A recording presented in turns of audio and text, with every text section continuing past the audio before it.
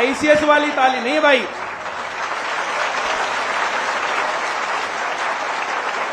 बोलो भारत माता की, भारत माता की। बिना पर्ची बिना खर्ची फेयर सिलेक्शन वाली सरकार की, भारत माता की। आज हमारे लिए बहुत बड़ा दिन है, बहुत ऐतिहासिक दिन है। आज प्रदेश के मुखिया आईसीएस कोचिंग सेंटर के इस भवन में आए हैं, बच्चों की बातें सुनने के लिए आए हैं। हम सीएम साहब से बार बार मिले हैं, कई बार हमारी बातचीत हुई है और हम ये डिमांड कई बार बच्चों तक लेके गए हैं। आज बहुत प्रयास के बाद सीएम साहब, माननीय प्रदेश अध्यक्षा डॉक्टर अर्चना गुप्ता जी, हमारे अध्यक्ष मोहनलाल बड़ौली जी और अन्य बीजेपी के नेतागण, प्रदेश अध्यक्ष यहां पर हैं और जितने भी लोग यहां पर पहुंचे हैं, प्रशासन का पूरा जो मीडिया है, मीडिया का मैं यहां पर पहुंचने पर स्वागत करता हूं। और ऑफ कोर्स इस कार्यक्रम में जो ये छात्र संवाद है, तो जो ये छात्र संवाद के लिए आए हैं, बच्चों की बातचीत सुनने के लिए आए हैं, तो इन सभी लोगों का भी मैं यहां पर बहुत बहुत स्वागत करता हूं। जितने लोग सरकार के, प्रशासन के और अन्य इस कार्यक्रम में सहयोगी हैं, सभी लोगों का मैं यहां पर स्वागत करता हूं। और जितनी भी ब्रांचेज हैं हमारी, अलग अलग ब्रांचेज हरियाणा में 100 से 150 के बीच में चल रही है, तो सभी ब्रांचेज पे जो ये लाइव कार्यक्रम चल रहा है, उन सभी छात्रों का भी और वहां पर जितने भी स्टूडेंट्स हैं, जितने भी ब्रांच ओनर हैं, सभी का मैं स्वागत करता हूं। और मैं आभार व्यक्त करता हूं नायब सिंह सैनी जी कि आपने इन बच्चों के बारे में इनसे बातचीत करने के लिए जो है ये समय चुना और ये बहुत ही अच्छा समय है, बहुत अच्छी जो है यहाँ पर ये सब चीजें होने वाली हैं। ये कार्यक्रम सीएम साहब पूरे हरियाणा में चल रहा है, हमारी 100 से ज्यादा ब्रांचेज हैं, हर जगह पर जो ये सब चीजें चल रही हैं और ये कार्यक्रम हर जगह पर जाएगा। सीएम साहब हरियाणा के लगभग हर गांव में, हर गली में, कॉलोनी में आईसीएस के स्टूडेंट्स हैं जो पढ़ते हैं और जो हमारे थ्रू आप लोगों के साथ जुड़े रहते हैं। और जो माननीय मनोहर लाल जी थे, उन्होंने जब सीएम थे, बिना पर्ची बिना खर्ची का एक ऐसा ऐतिहासिक निर्णय, जिसके कारण गांव का एक गरीब बच्चा, दूर दराज के क्षेत्रों में रहने वाला एक गरीब बच्चा, कोई भी कमजोर से कमजोर या अच्छे से अच्छा बच्चा आज इस कंडीशन पर है जो सपना ले सकता है कि अगर मैं अच्छे से पढ़ूंगा तो मेरा काम सरकारी नौकरी में बन सकता है। आपकी सरकार आने से पहले, माननीय मनोहर लाल जी की सरकार आने से पहले जो देश में, प्रदेश में हाल था, मैं हर जगह पर बच्चों के साथ बातचीत करता हूं, हर जगह पर बोलता हूं कि या तो पर्ची चाहिए थी और या खर्ची चाहिए थी। बहुत सारे लोग जो है, किसान आंदोलन था, किसान आंदोलन के दौरान कह रहे थे कि बीजेपी सरकार ने क्या किया है। तो बीजेपी सरकार ने किसानों के लिए क्या किया है? बीजेपी की सरकार आने से पहले किसानों को अपनी जमीन बेचनी पड़ती थी या बच्चों को अपनी मां के गहने बेचने पड़ते थे, जब जाकर के वे पैसे भर के और बच्चों को नौकरी मिलती थी। अब सीएम साहब ये 5,000, 7,000, 10,000 रुपए की फीस देकर के पढ़ने वाले गरीब बच्चे, ये गांव के दूर दराज से क्षेत्र से आने वाले बच्चे आज ये सपना ले पाते हैं। ये सिर्फ और सिर्फ और सिर्फ माननीय मनोहर लाल जी, आपके जो ये नेतृत्व जो है हमारे माननीय प्रधानमंत्री जी दे रहे हैं कि बिना पर्ची बिना खर्ची योग्य छात्रों को योग्यता के आधार पर नौकरियां मिले, ये आपके मार्गदर्शन के कारण संभव हो पाया है, ये आपके निर्देशन के कारण संभव हो पाया है। मैं दिल की गहराइयों से आपका बहुत बहुत आभार व्यक्त करता हूं सर।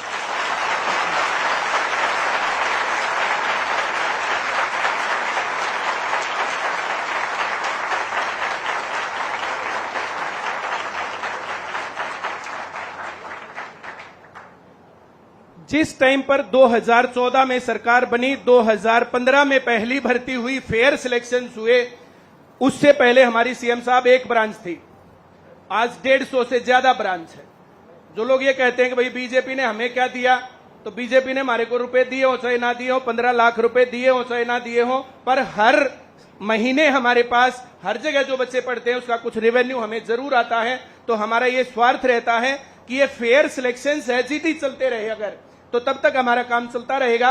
और जिस दिन ये फेयर सिलेक्शन बंद हो गए और 50 वोट पर नौकरी दिलवाने वाले जीत करके जब सरकार बना लेंगे, या वे लोग जो चुनावी कार्यक्रमों में बोलते थे कि तुम अपना नाम और रोल नंबर लिखा हुआ पर्चा ले आना फलाने साहब से तुम्हारी नौकरी मैं करवा के लेके आऊंगा, उस टाइम पर हरियाणा में, पूरे हरियाणा में आईसीएस के ये स्टूडेंट्स बीजेपी की सरकार के पक्ष में हर जगह पर रोडों पर उतरे। और आपको लाडवा के कार्यक्रम का जो भली भांति याद भी होगा।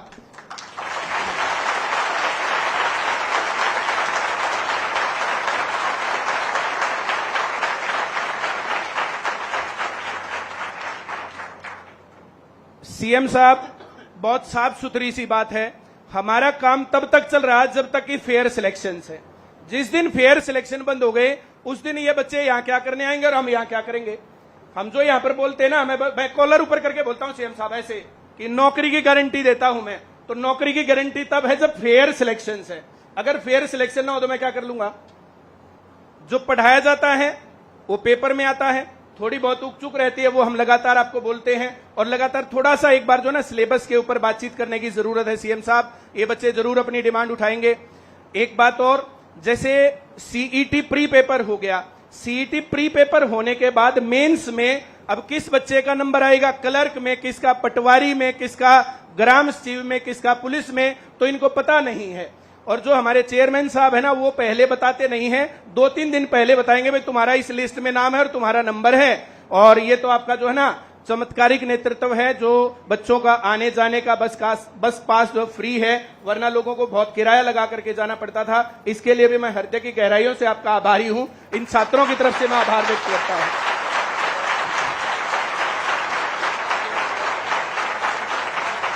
सर, किस लिस्ट में किस बच्चे का नाम आएगा ये पहले से पता होना चाहिए। किस पेपर में क्या सिलेबस आएगा ये पहले से पता होना चाहिए। अगर ऐसा होता है, और ये मांग हम लगातार उठाते आ रहे हैं, राजीव जैन जी के सामने जब जो जिस टाइम पर कविता मैडम जो है मंत्री थी उस टाइम से लगातार, मनोहर लाल जी उस टाइम पर सीएम थे, तब से लगातार इस बात के ऊपर और सुधार हुआ है। 1% 2% की थोड़ी सी हम आपके जो हो ध्यान चाहते हैं कि उतने पर जो है ये काम बन जाएगा कि एक कैलेंडर जारी हो जाए कि किस नौकरी में कब जो है वैकेंसी आने वाली है, कब उसके फॉर्म निकलेंगे, कब पेपर होगा, कब रिजल्ट आएगा, कब ज्वाइनिंग आएगी। अगर इतनी क्लैरिटी रहेगी तो इन बच्चों के चेहरों पर सर और ज्यादा खुशी हो जाएगी। और हम तन मन धन से हमेशा आपके आभारी रहेंगे, हमेशा गुणगान करेंगे, क्योंकि आपके कारण प्रदेश का युवा, देश का युवा आज पढ़ने लग गया है। वरना लोग नेताओं की दरी बिछाते थे, लोग रैलियों में घूमते थे।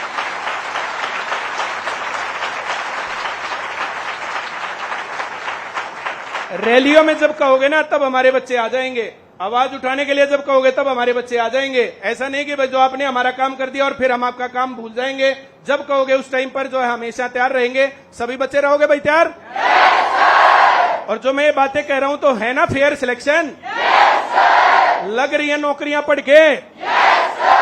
नौकरी लगने के लिए किसको टूम बेचनी पड़ी अपनी मां की? किसको जमीन बेचनी पड़ी? जो किसानों को जमीन बेचनी पड़ती थी, जो किसान अपनी मां जो है जमीन को मां बोलते हैं, और जो औरत टूमों के लिए, गहनों के लिए जो है मरती जीती हैं, वो बेच करके जब बच्चों को नौकरी लगवाई जाती थी, वहां से जो ये दौर आया है, इसके लिए नमन है सर आपको।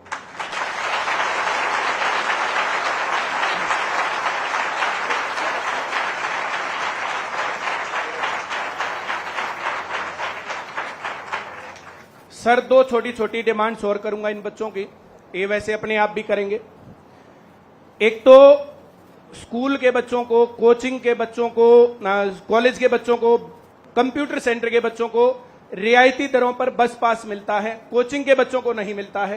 तो ये जो आईसीएस के छात्र हैं इनकी भी जरूरत है। जितनी फीस हमारी है, हम फीस जितनी लेते हैं सर, उस फीस से ज्यादा किराया बहुत सारे बच्चों का लगता है। अगर रियायती दरों पर इनका बस पास मिले तो आपकी बड़ी मेहरबानी होगी सर। दूसरे नंबर पर बहुत सारे बच्चों को 10, 15, 20 हजार रुपए देने में दिक्कत नहीं है, लेकिन बहुत सारे बच्चे गरीब भी हैं। उन लोगों के लिए एटलीस्ट अगर जो टैक्स देना पड़ता है इनको पढ़ने के लिए, लड़कियों को तो बहुत सारे पेरेंट्स वैसे ही नहीं पढ़ाते हैं, बोझ मानते हैं। बहुत परिवर्तन हुआ सोच में, लेकिन फिर भी बहुत सारे लोगों को जरूरत है आज भी। अगर उनको टैक्स फ्री एजुकेशन मिलेगी तो इन बच्चों की जो है फीस कम करेंगे सर हम। तो हम जो 15,000 रुपए एक साल की लेते हैं, तो 15 तो ये देते ही नहीं है, सारे के सारे बताते हैं जो किसान है, मेरे पापा गरीब हैं, मजदूर है, फलाना है, और बहुत आखिरी समय के लोग बोलते हैं। तो इस प्रकार के लोग जो है, जैसे मैं जो बात बोलना चाहता हूं सर, इन बच्चों का टैक्स फ्री एजुकेशन और रियायती दरों पर बस पास, ये डिमांड मैं करता हूं। एक बात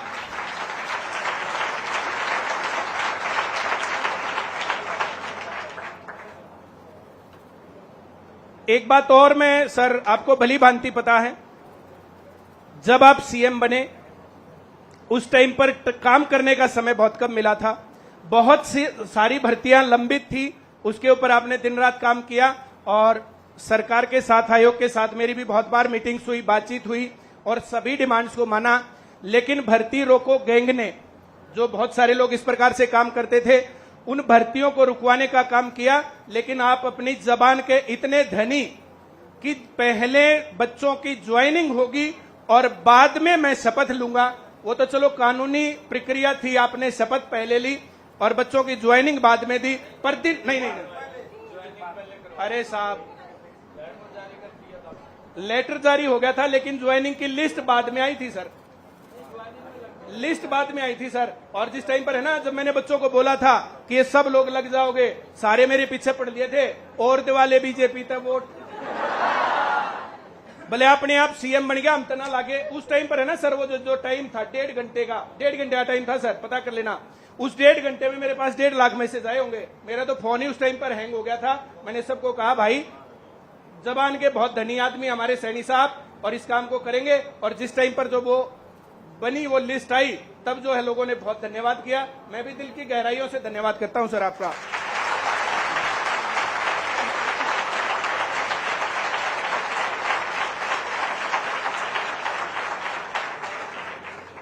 देखो सर, एक बार सब बच्चों की आंखों में देख लो, कितनी आशा भरी निगाहों से आपकी तरफ देख रहे हैं। ग्रुप डी की भर्ती पहले हो गई, ग्रुप सी की बाद में हुई।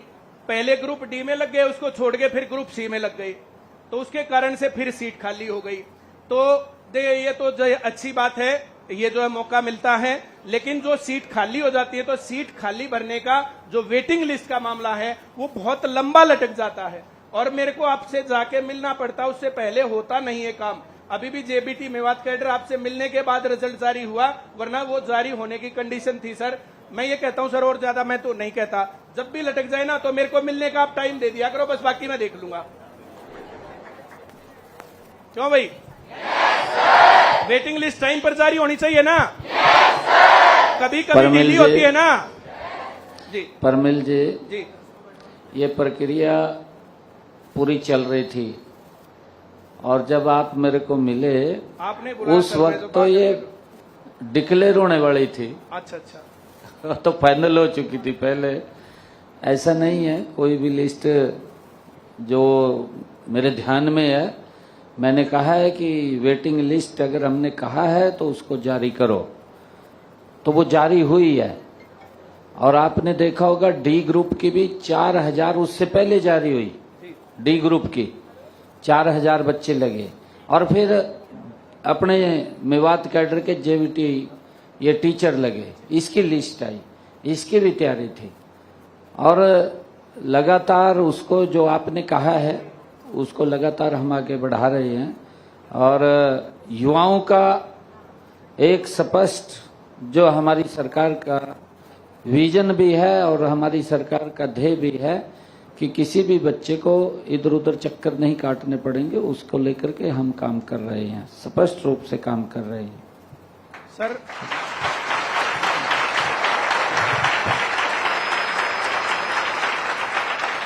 बहुत आभार सर। पर 22 की कुछ भर्तियां और पेंडिंग है, कॉमर्स ग्रुप की कुछ भर्तियां पेंडिंग है, उसके ऊपर भी मैं आपका संज्ञान लाना चाहूंगा।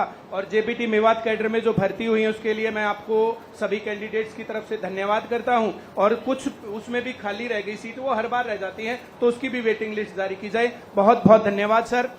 सभी लोग एक बार जोरदार ताली बजाएंगे।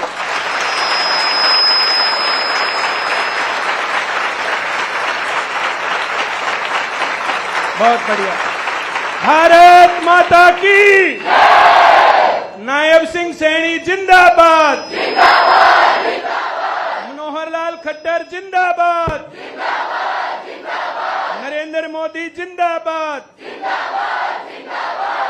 बहुत बहुत आभार सर, आप हमारे बीच में आए। और जो ये कार्यक्रम हुआ है, इस कार्यक्रम के अंदर आप जो है बच्चों की इस डिमांड सुनने के लिए आए हैं। मैं पूरी उम्मीद करता हूं ये फेयर सिलेक्शन चलते रहेंगे और जिन मांगों को हमने आपके समक्ष रखा, इनको भी आप पूरी करेंगे। बहुत बहुत धन्यवाद sir, thank you very much. धन्यवाद परिमल जी। और अब मेरा अनुरोध माननीय श्री मोहनलाल बड़ोली जी से कृपया आए और हम सभी को संबोधित करें। भारत माता की भारत माता की नायब श्रेणी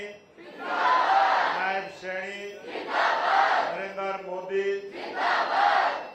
आज बहुत ही खुशी का अवसर है कि आईसीएस कोचिंग सेंटर के जो भी बच्चे अलग अलग स्थानों पर कोचिंग लेने का काम करते हैं और परमिल जी उसको अच्छे से चलाने का काम करते हैं। आज माननीय मुख्यमंत्री जी मौसम खराब हुआ उसके बावजूद भी बाई रोड आपके बीच में पहुंचे। एक बार जोरदार तालियों के साथ स्वागत अभिनंदन। हमारे बीच में भारतीय जनता पार्टी के प्रदेश के अध्यक्ष बहन अर्चना जी, निखिल मरान जी और तमाम भारतीय जनता पार्टी के नेतागण, हमारे जिला के अध्यक्ष अशोक भारद्वाज जी और गुहाना के जिला अध्यक्ष विजेंद्र महल जी भी यहाँ उपस्थित हैं और सम्मानित इस प्रोग्राम से अनेक स्थानों पर जुड़े हुए सभी कोचिंग सेंटर के बच्चे और पूरे हरियाणा प्रदेश में और देश में भी इस डिजिटल माध्यम से जुड़े हुए लोग बहुत सारे ऐसे आज हरियाणा के लोकप्रिय मुख्यमंत्री नायब सिंह सैनी जी को जो लाइव देख रहे हैं, उन सभी को मैं प्रणाम करता हूं, उन सभी का धन्यवाद भी करता हूं।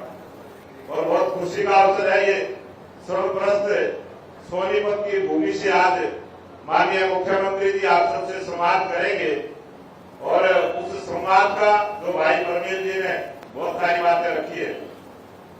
मुख्यमंत्री जी बहुत ही ऐसे मुख्यमंत्री हरियाणा प्रदेश को मिले, बहुत सारे मुख्यमंत्री हमें मिले, सबने बहुत अच्छे से काम करने का प्रयास किया है। लेकिन मुख्यमंत्री जी की जो विशेष खूबी है कि जो जनता से सीधा संवाद करते और आज सीधा संवाद आपसे भी करने के लिए आए हैं।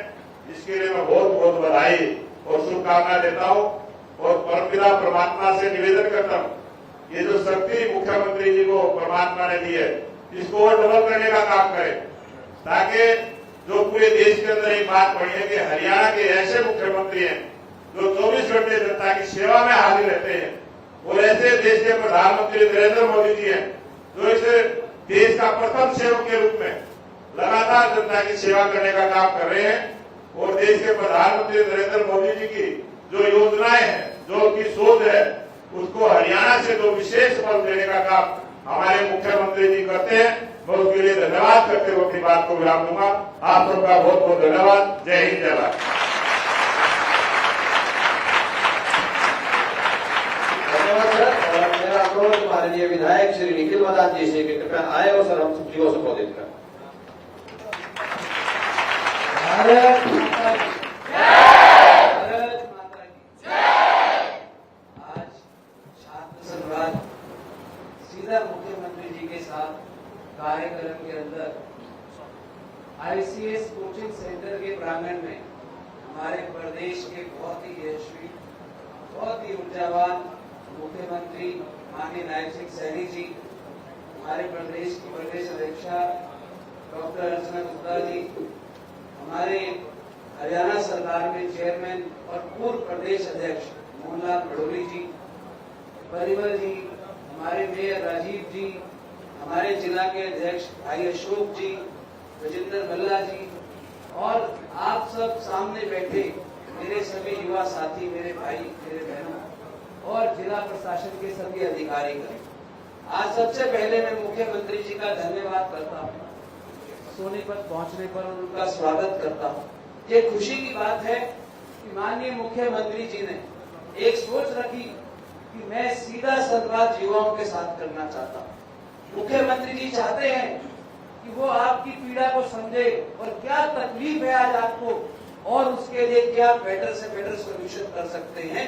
तो मुख्यमंत्री जी डायरेक्ट आपसे बात करने के लिए आपके बीच में आए।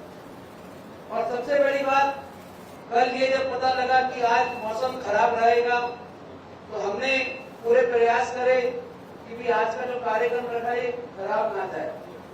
एक बार ऐसा हुआ कि भाई मुख्यमंत्री जी को ऐसा कहा गया कि भी आप लाइव जुड़ जाना, कल भी हम यहाँ पर थे, आपकी जब क्लास चल रही थी, चर्चा चल रही, मुख्यमंत्री जी का एक ही सीधा और स्पष्ट आंसर आया वहां से, कि मैं छात्रों को मिलने तो खुद जाऊंगा, चाहे कुछ भी हो।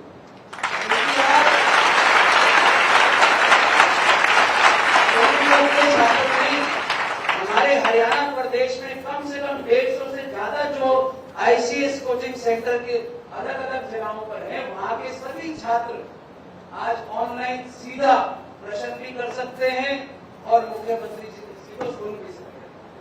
ये खुशी की बात है, क्योंकि आज हमारा देश सबसे युवा देश है और हमारे देश के अंदर 65% युवाओं की पॉपुलेशन है। और सबसे बड़ी बात, जहां पर युवा सबसे ज्यादा होगा वो देश सबसे ज्यादा तरक्की करता है। युवाओं की जो सोच है, युवाओं की जो ऊर्जा है और युवाओं की जो ताकत है, वो कुछ भी बदलाव ला सकती है।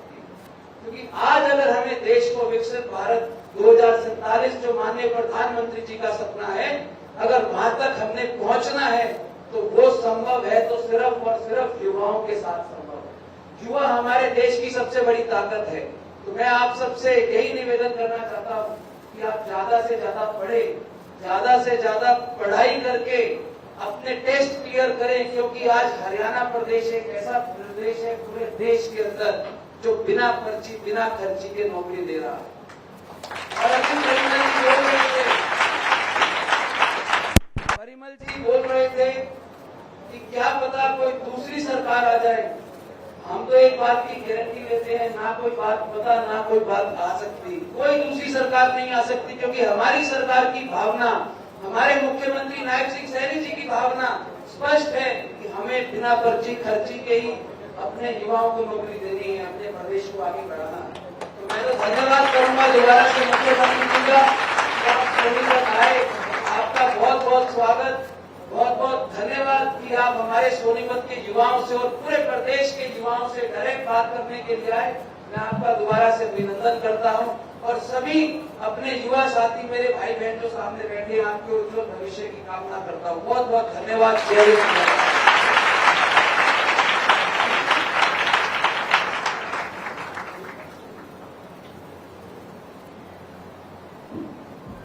धन्यवाद माननीय विधायक जी। और अब मेरा अनुरोध डॉक्टर अर्चना गुप्ता जी, माननीय प्रदेश अध्यक्ष भारतीय जनता पार्टी के, कृपया आए और हम सभी को संबोधित करें।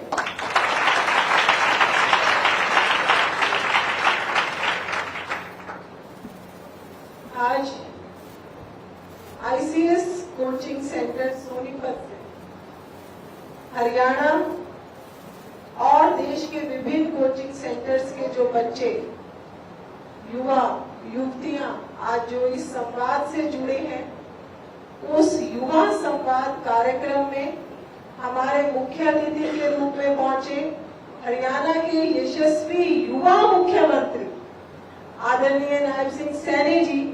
और सबसे पहले मैं अपने मुख्यमंत्री जी का धन्यवाद करती हूँ। जैसे ही मैंने उनको कहा कि हम आपका युवा संवाद कार्यक्रम करवाना चाहते हैं, उन्होंने बिना विलंब तुरंत समय दिया कि मैं आईसीएस कोचिंग सेंटर में स्वयं उपस्थित होकर युवा संवाद के कार्यक्रम में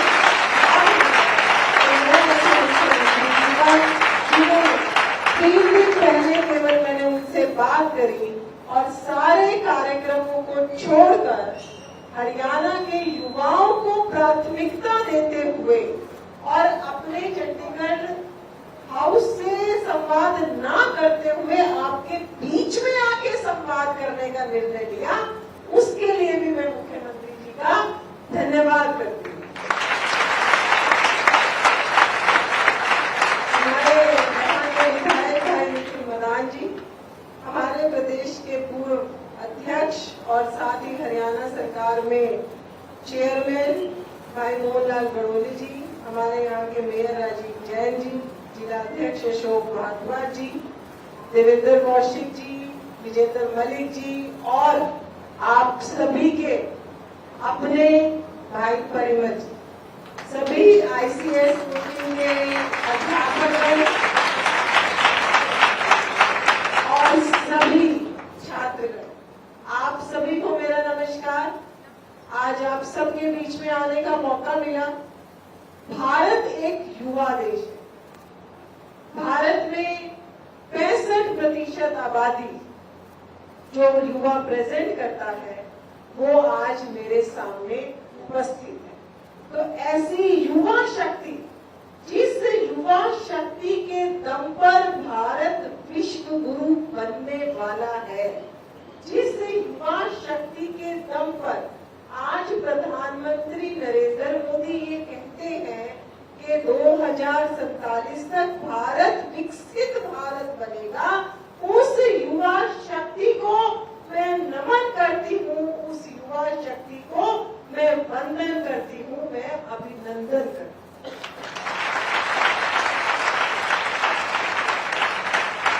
आज हम सब के लिए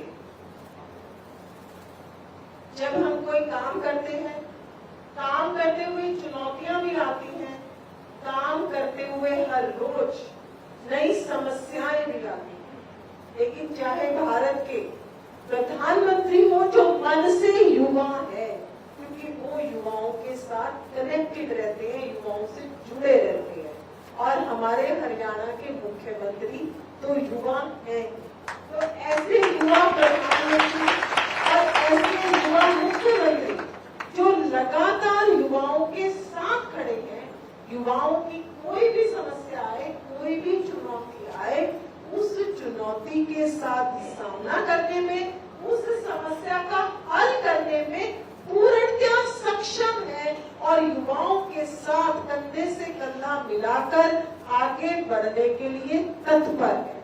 तो ऐसे प्रधानमंत्री और ऐसे मुख्यमंत्री आज हम सब के लिए सोचने का प्रश्न ये है कि पर्ची सिस्टम वर्सेस लाइब्रेरी सिस्टम। एक था पर्ची के साथ काम करना और दूसरा विषय है कि आज हरियाणा के हर गांव में लाइब्रेरी हो, उस बात की आधार रखने वाला, आधारशिला रखने वाला, उस बात की नींव रखने वाला मुख्यमंत्री आपके समक्ष उपस्थित है कि हरियाणा के हर गांव में लाइब्रेरी हो, एक एक बच्चा उस लाइब्रेरी का उपयोग करे, जाके वहां पर पढ़ाई करे और बिना खर्ची आप लोगों को, चाहे हरियाणा सरकार हो चाहे केंद्र सरकार हो, उसमें कोई ना कोई नौकरी के आप लोग पात्र बने। तो हर गांव में लाइब्रेरी का कल्चर लाने वाले भारतीय जनता पार्टी के मुख्यमंत्री नायब सिंह सैनी जी, केंद्र की सरकार हो चाहे प्रदेश की सरकार हो, लगातार भारत के और हरियाणा के युवाओं के साथ खड़ी है। आज प्रधानमंत्री जी ये कहते हैं कि आप रोजगार मांगने वाले नहीं, आप रोजगार सृजन करने वाले, आप और 10 लोगों को रोजगार देने वाले बनो। आज चाहे स्टार्टअप इंडिया हो, चाहे स्टैंडअप इंडिया हो, चाहे मेड इन इंडिया हो, चाहे वोकल हो लोकल हो, हर काम, चाहे MSME के माध्यम से युवाओं को लोन देने की बात हो, आज भारत में भारतीय जनता पार्टी की केंद्र और भारतीय जनता पार्टी की प्रदेश की सरकार हर समय केवल एक ही सपना लेकर आगे चल रही है कि ज्यादा से ज्यादा युवाओं को रोजगार कैसे मिले। आप केवल सरकारी नौकरियों पर निर्भर ना रहकर पढ़ लिख कर अपने पैरों पर खड़े कैसे हो, इसके लिए सरकार अलग अलग तरीके से योजनाएं लेकर भी आ रही है और उन योजनाओं को आपको लाभ भी मिल रहा है, ताकि आप स्वदेशी में, कि भारत स्वदेशी कैसे बने, पूर्णतया स्वदेशी हम कैसे प्रोडक्ट्स इस्तेमाल करें, उसके लिए भी आप लोगों को आगे लाने का सरकार का भरपूर प्रयत्न है। लेकिन सरकार आपके साथ खड़ी है, चाहे केंद्र की हो चाहे प्रदेश की हो, प्रधानमंत्री हो चाहे मुख्यमंत्री हो, लगातार आपके साथ खड़े हैं। लेकिन आज हम सबको बैठ के ये विश्लेषण करना पड़ेगा कि हम किस तरफ जा रहे हैं। आज कोई भी आंदोलन हो, आज ये भारत सबसे मजबूत लोकतंत्र है पूरे विश्व में। आपका और मेरा ये जन्मसिद्ध अधिकार है, ये हमारा लोकतांत्रिक अधिकार है कि अगर हमारी कोई भी मांग हो तो हम सरकार के विरोध में आंदोलन कर सकते हैं और करना चाहिए। ज्यादा लोग मजबूत लोकतंत्र के नागरिक हैं। लेकिन उस आंदोलन की दिशा क्या हो? क्या हम उस आंदोलन में पुलिस कर्मियों पर पत्थर मारेंगे? क्या हम उस आंदोलन में महिला पत्रकारों के साथ अभद्र व्यवहार करेंगे? क्या हम उस आंदोलन में सरकारी संपत्ति को नुकसान पहुंचाएंगे? क्या हम उस आंदोलन में सरकारी वाहनों को, प्राइवेट वाहनों को आग के भेंट चढ़ाने का काम करेंगे? ये मेरे भारत की युवा शक्ति नहीं है। मेरे भारत का युवा हमेशा देश के हित में खड़ा होता है। तो आपके कंधे पर बंदूक रख के बंदूक चलाने का काम, आपको युवा शक्ति जिसके भरोसे आज भारत खड़ा है, जो आप में से कल कोई नायब सैनी बनेगा, आप में से ही कल कोई नरेंद्र मोदी बनेगा, तो मेरे भारत की युवा शक्ति ऐसा काम नहीं कर सकती। मेरे भारत की युवा शक्ति भारत में अराजकता, भारत में आतंकवाद फैलाने का काम नहीं कर सकती। तो ये कौन लोग थे जो हमारे बीच में आकर हमारी ही युवा शक्ति को बदनाम करने में लग गए? तो आज हम सबको इस विषय पर भी आत्म विश्लेषण करना है कि भारत का प्रधानमंत्री, एक प्रधानमंत्री था नेहरू, जिसने केवल मैं प्रधानमंत्री बनूं भारत की एकता और अखंडता को क्षण क्षण कर दिया, भारत के दो टुकड़े करवा दिए कि मैं प्रधानमंत्री बनूं, इसलिए भारत के दो टुकड़े हो गए। दूसरी तरफ आपके पास प्रधानमंत्री है जिसने केवल ये सोचा कि राष्ट्र निर्माण कैसे हो, जिसने ये सोचा व्यक्ति निर्माण कैसे हो, जिसने ये सोचा भारत विश्व गुरु कैसे बने, जिसने ये सोचा कि 2047 तक मैं विकासशील से भारत को विकसित भारत बनाऊं, ऐसा प्रधानमंत्री। आपके सामने दो उदाहरण है। एक तरफ जवाहरलाल नेहरू जिसने अपने लिए भारत को दो हिस्सों में बांट दिया, दूसरी तरफ प्रधानमंत्री नरेंद्र मोदी। आज एक प्रधानमंत्री एक पार्टी का प्रधानमंत्री नहीं होता, ये एक संवैधानिक पद होता है। ऐसे प्रधानमंत्री को कैसे कैसे अपशब्द कहे गए, ये भारत का संस्कार नहीं है, ये भारत के युवाओं का संस्कार नहीं है। तो आज हम सबको, जब सरकार आपके साथ खड़ी है, प्रधानमंत्री आपके साथ खड़ा है, मुख्यमंत्री आपके साथ खड़ा है, आपकी हर विचार के साथ खड़ा है, आपको आगे बढ़ाने के लिए खड़ा है, तो जो लोग आपके नाम पर राजनीतिक रोटियां सेकते हैं, जो भारत के भोले भाले युवाओं को बहकाने का काम करते हैं, हमें चिंता करनी पड़ेगी। और वो चिंता मैं नहीं कर सकती, वो चिंता नायब जी नहीं कर सकते, वो आप सबको, क्योंकि हमारी शक्ति आप लोग हो, तो आपको चिंता करनी पड़ेगी। आंदोलन आज खत्म हुआ, ऐसे नहीं है कि कल फिर कोई आंदोलन नहीं होगा। हम बहुत मजबूत लोकतंत्र है, आंदोलन आएंगे, आंदोलन जाएंगे। हम अपनी मांगे सरकार से भी रखेंगे, लेकिन वो मांगे मांगने का तरीका क्या हो, कैसी हमारी भाषा हो, क्या कोई युवा, क्या कोई युवती अपने माता पिता के लिए ऐसी भाषा का इस्तेमाल कर सकता है? ये हम सब के लिए सोचने का, आत्म विश्लेषण करने का विषय है। बॉल आपके कोर्ट में है कि भारत का युवा, भारत का फ्यूचर, भारत के नायब सैनी, भारत के नरेंद्र मोदी कैसे होंगे, भारत के नरेंद्र मोदी और भारत के युवा मुख्यमंत्री नायब सैनी का चरित्र कैसे होगा, ये आप लोग निर्धारित करोगे। क्योंकि कल आप में से ही कोई मुख्यमंत्री और कोई प्रधानमंत्री बनने वाला है। इसलिए 10 दिनों के अंदर एक इतना मजबूत कानून लाके आपके बीच में दे दिया कि 10 करोड़ की जुर्माना और 10 साल की सजा होगी। भारत के युवाओं का भविष्य सुरक्षित होगा आज। इसलिए मैं बॉल आपके कोर्ट में डाल के जा रही हूँ कि हम सबको सामूहिक चिंतन करना पड़ेगा कि युवा किस दिशा में जा रहा है। आप सबको बैठ के आत्म विश्लेषण करना पड़ेगा, क्योंकि भारत का भविष्य केवल आप लोगों के हाथ में है और भारत की सारी शक्ति केवल आप लोग हो। भारत का युवा उठेगा, भारत का युवा मजबूत होगा तो भारत मजबूत होगा। आज मैं परिमल जी का भी धन्यवाद करती हूँ कि उन्होंने आज मुख्यमंत्री जी को यहाँ आने का न्योता दिया, मुख्यमंत्री जी का आप सबसे संवाद स्थापित करने का एक अवसर दिया।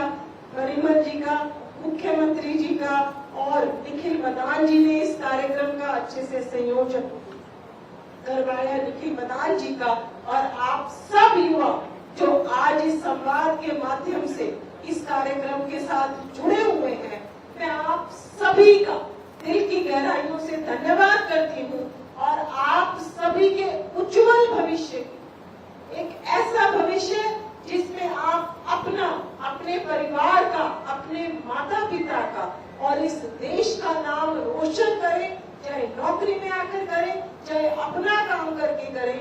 आप सभी को एक बहुत ही उज्जवल भविष्य के लिए मैं प्रभु से कामना करती हूँ। आप सभी का बहुत बहुत धन्यवाद, आप सभी का बहुत बहुत आभार। जय भारत, जय हिंद, जय हरियाणा।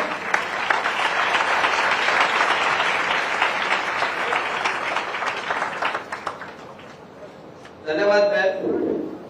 और अब वो क्षण आ गया है जिसके लिए हम सब इंतजार कर रहे हैं। सबसे पहले हम माननीय मुख्यमंत्री जी का संदेश एक बार सुनेंगे, उसके बाद आप सभी के जो सवाल है, प्रश्न है, वो पहले माननीय मुख्यमंत्री जी का निर्देश है कि पहले वो आप सभी से प्रश्न लेंगे। माननीय मुख्यमंत्री जी, मैं अंजलि आपका आईसीएस कोचिंग सेंटर में पहुंचने पर सभी छात्र छात्राओं की ओर से बहुत खुशी और उत्साह के साथ आपका अभिनंदन व स्वागत करती हूं। सर, मैं पिछले 3 वर्षों से HSSC की सरकारी नौकरियों की तैयारी कर रही हूं। हरियाणा में बिना खर्च और बिना खर्ची की योजना वाकई काबिले तारीफ है। इसके कारण हरियाणा का प्रत्येक युवा जीवन भर आपका ऋणी रहेगा। सर, मैं एक विशेष विषय की तरफ आपका ध्यान केंद्रित करना चाहूंगी कि हरियाणा में भर्तियों का वार्षिक कैलेंडर जारी किया जाए, जैसे SSC, RRB, UPSC। सर, ये सभी भर्तियों का वार्षिक कैलेंडर जारी करते हैं। ठीक उसी प्रकार अगर साल के शुरुआत में ही हमें पता चल जाए किस डिपार्टमेंट में कितनी वैकेंसीज आएंगी, उनके फॉर्म कब तक भरवाए जाएंगे, पेपर कब होगा, रिजल्ट कब आएगा और उनकी ज्वाइनिंग कब तक करा ली जाएगी, अगर ये सब बातें सर हमें समय रहते पता चल जाती हैं तो हम अपनी तैयारी को एक समयबद्ध तरीके से एक नई दिशा दे सकते हैं। और मुझे पूरी उम्मीद है आप हमारी इस मांग को अवश्य पूरा करेंगे। सर, बहुत बहुत धन्यवाद। थैंक यू रुचि। आप सबको मैं बधाई देता हूं। आपने बहुत अच्छा क्वेश्चन किया है कैलेंडर के बारे में, क्योंकि अलग अलग जो वैकेंसीज आती हैं उन वैकेंसियों के कैलेंडर जारी होते हैं। अभी आपने देखा होगा 2026 का HPSC का हमने कैलेंडर जारी किया है पूरे साल भर का, किस समय पे क्या भर्ती होगी, कितनी आवश्यकता है। और उसके साथ साथ हमने हरियाणा स्टाफ सिलेक्शन कमीशन का भी कैलेंडर तैयार कर रहे हैं, जल्दी ही वो जारी होने वाला है। क्योंकि मैंने शुरू में ही इस बात को लेकर के हरियाणा स्टाफ सिलेक्शन कमीशन को कहा था कि आप अपना वार्षिक कैलेंडर जारी करें, जिससे कि बच्चों को पता लगना चाहिए कि कब किस समय पे हम नौकरी करने वाले हैं। परंतु इसके अंदर थोड़ा ये भी आता है कि जो हर महीने के एंड में लगभग कुछ हमारे कर्मचारी रिटायर होते हैं और उसकी पूरी की पूरी संख्या उस साल भर के अंदर जब हम देखते हैं, उसका साल का कैलेंडर हमने कहा कि वो नेक्स्ट ईयर्स के अंदर चला जाएगा, परंतु हमारे बच्चों को इसके बारे में पता हो। जल्दी ही जो रुचि आपने कहा है, ये हमारा जो हरियाणा स्टाफ सिलेक्शन कमीशन का कैलेंडर है वो जारी हो जाएगा और आपको बिल्कुल उसके बारे में अवगत रहेगा कि कितनी हमारी वैकेंसीज निकलने वाली हैं, कब कब वो भर्ती होगी।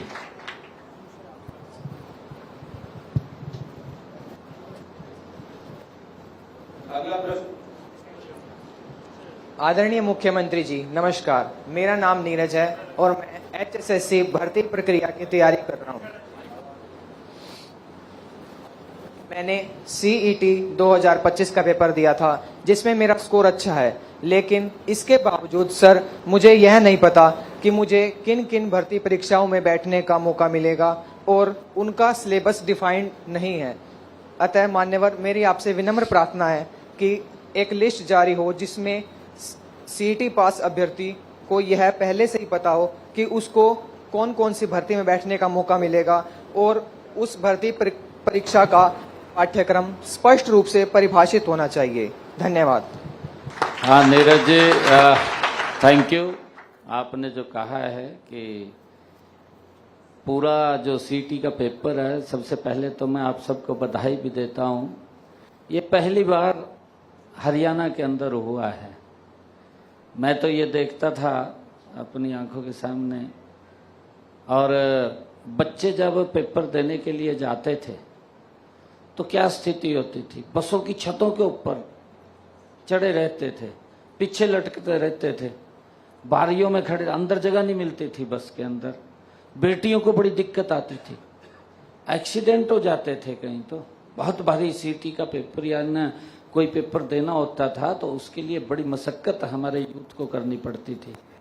हमने इसको नीरज जी बड़े सिस्टमेटिक ढंग से किया। आपने देखा है अब की बार हर बच्चे को हमने पूरा रोड मैप हरियाणा का तैयार किया और ट्रांसपोर्ट को इसमें लगाया। हमारे पुलिस विभाग के अधिकारी भी लगे, उनको भी कहा कि अगर कोई बच्चा सेंटर से छूट जाता है या गलत सेंटर में चला जाता है तो उसको अपनी गाड़ी में लेकर के उस सेंटर तक पहुंचाने की कृपालता करें।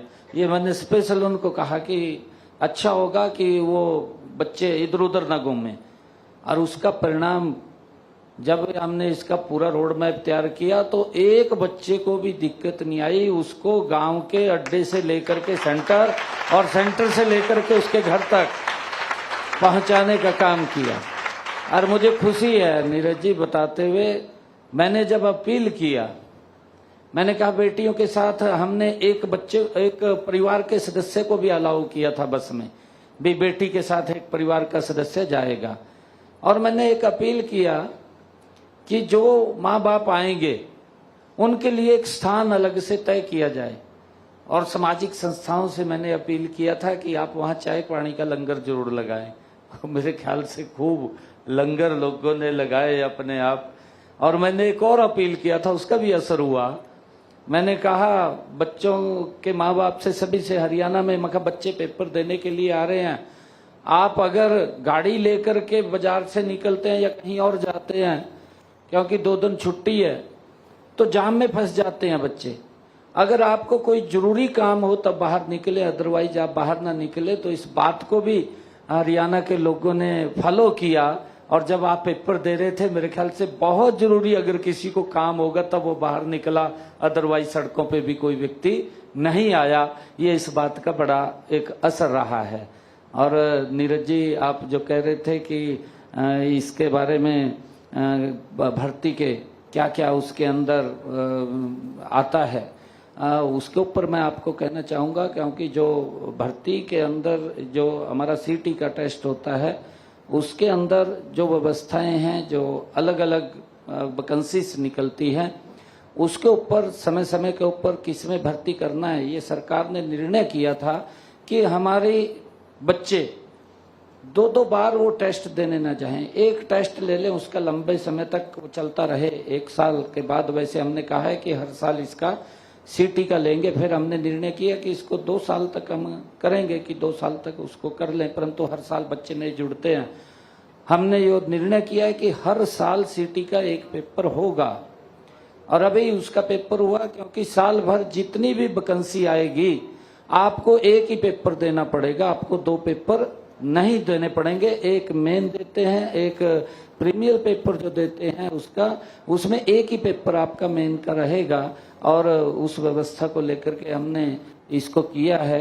और जो आपने कहा है नीरज जी कि इसमें कहाँ कहाँ नौकरी में हम अप्लाई कर सकते हैं, मेरे ख्याल जो हमारा स्टाफ सिलेक्शन कमीशन है उसके अंदर जितनी भी नौकरी निकलती है उसमें तो आप लोग सारे अप्लाई कर सकते हैं। जो हमारी स्टाफ सिलेक्शन कमीशन की जितनी भी नौकरी निकलती है और जो हरियाणा पब्लिक सर्विस कमीशन है उसके लिए भी हमने अलग से एक परीक्षा लेने की बात कही है कि इस पैटर्न के ऊपर अलग से अगर परीक्षा लें तो बच्चों को 2 चक्कर नहीं काटने पड़ेंगे। जैसा यूपीएससी के अंदर है, चाहे हमारा उसके अंदर आईएएस आईपीएस की जो कट ऑफ लिस्ट आती है उसके अंदर जाते हैं, तो हम उसके ऊपर ये लगे हुए हैं कि जो हमारे आपने कहा है कि इसका एक कैलेंडर जारी हो, वो भी हम इसके ऊपर अधिकारियों को बोल करके नीरज जी इसको करवाने का काम करेंगे। Thank you.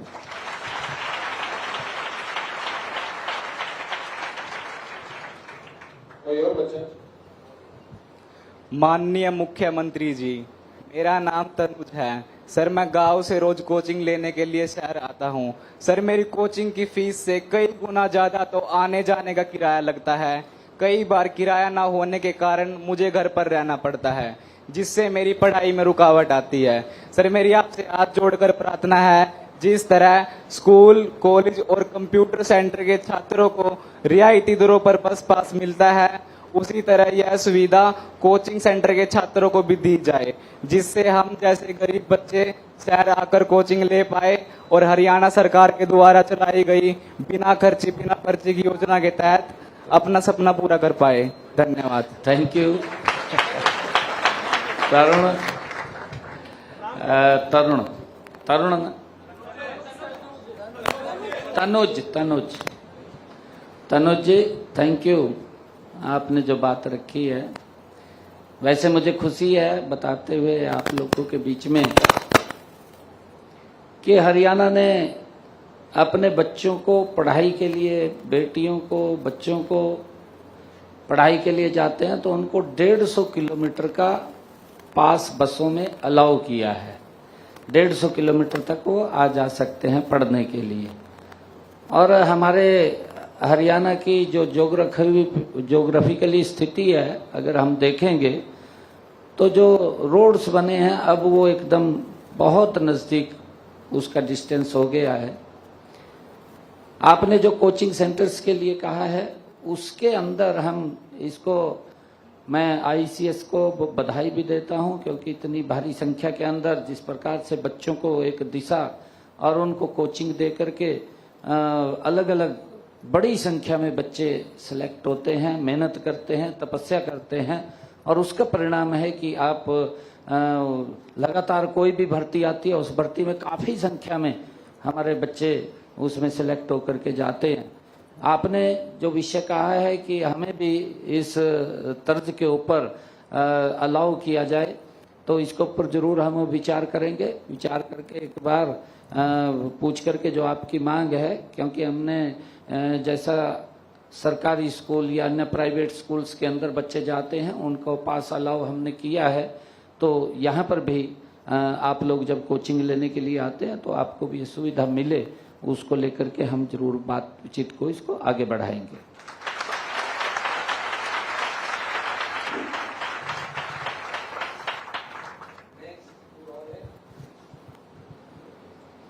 किसी और से?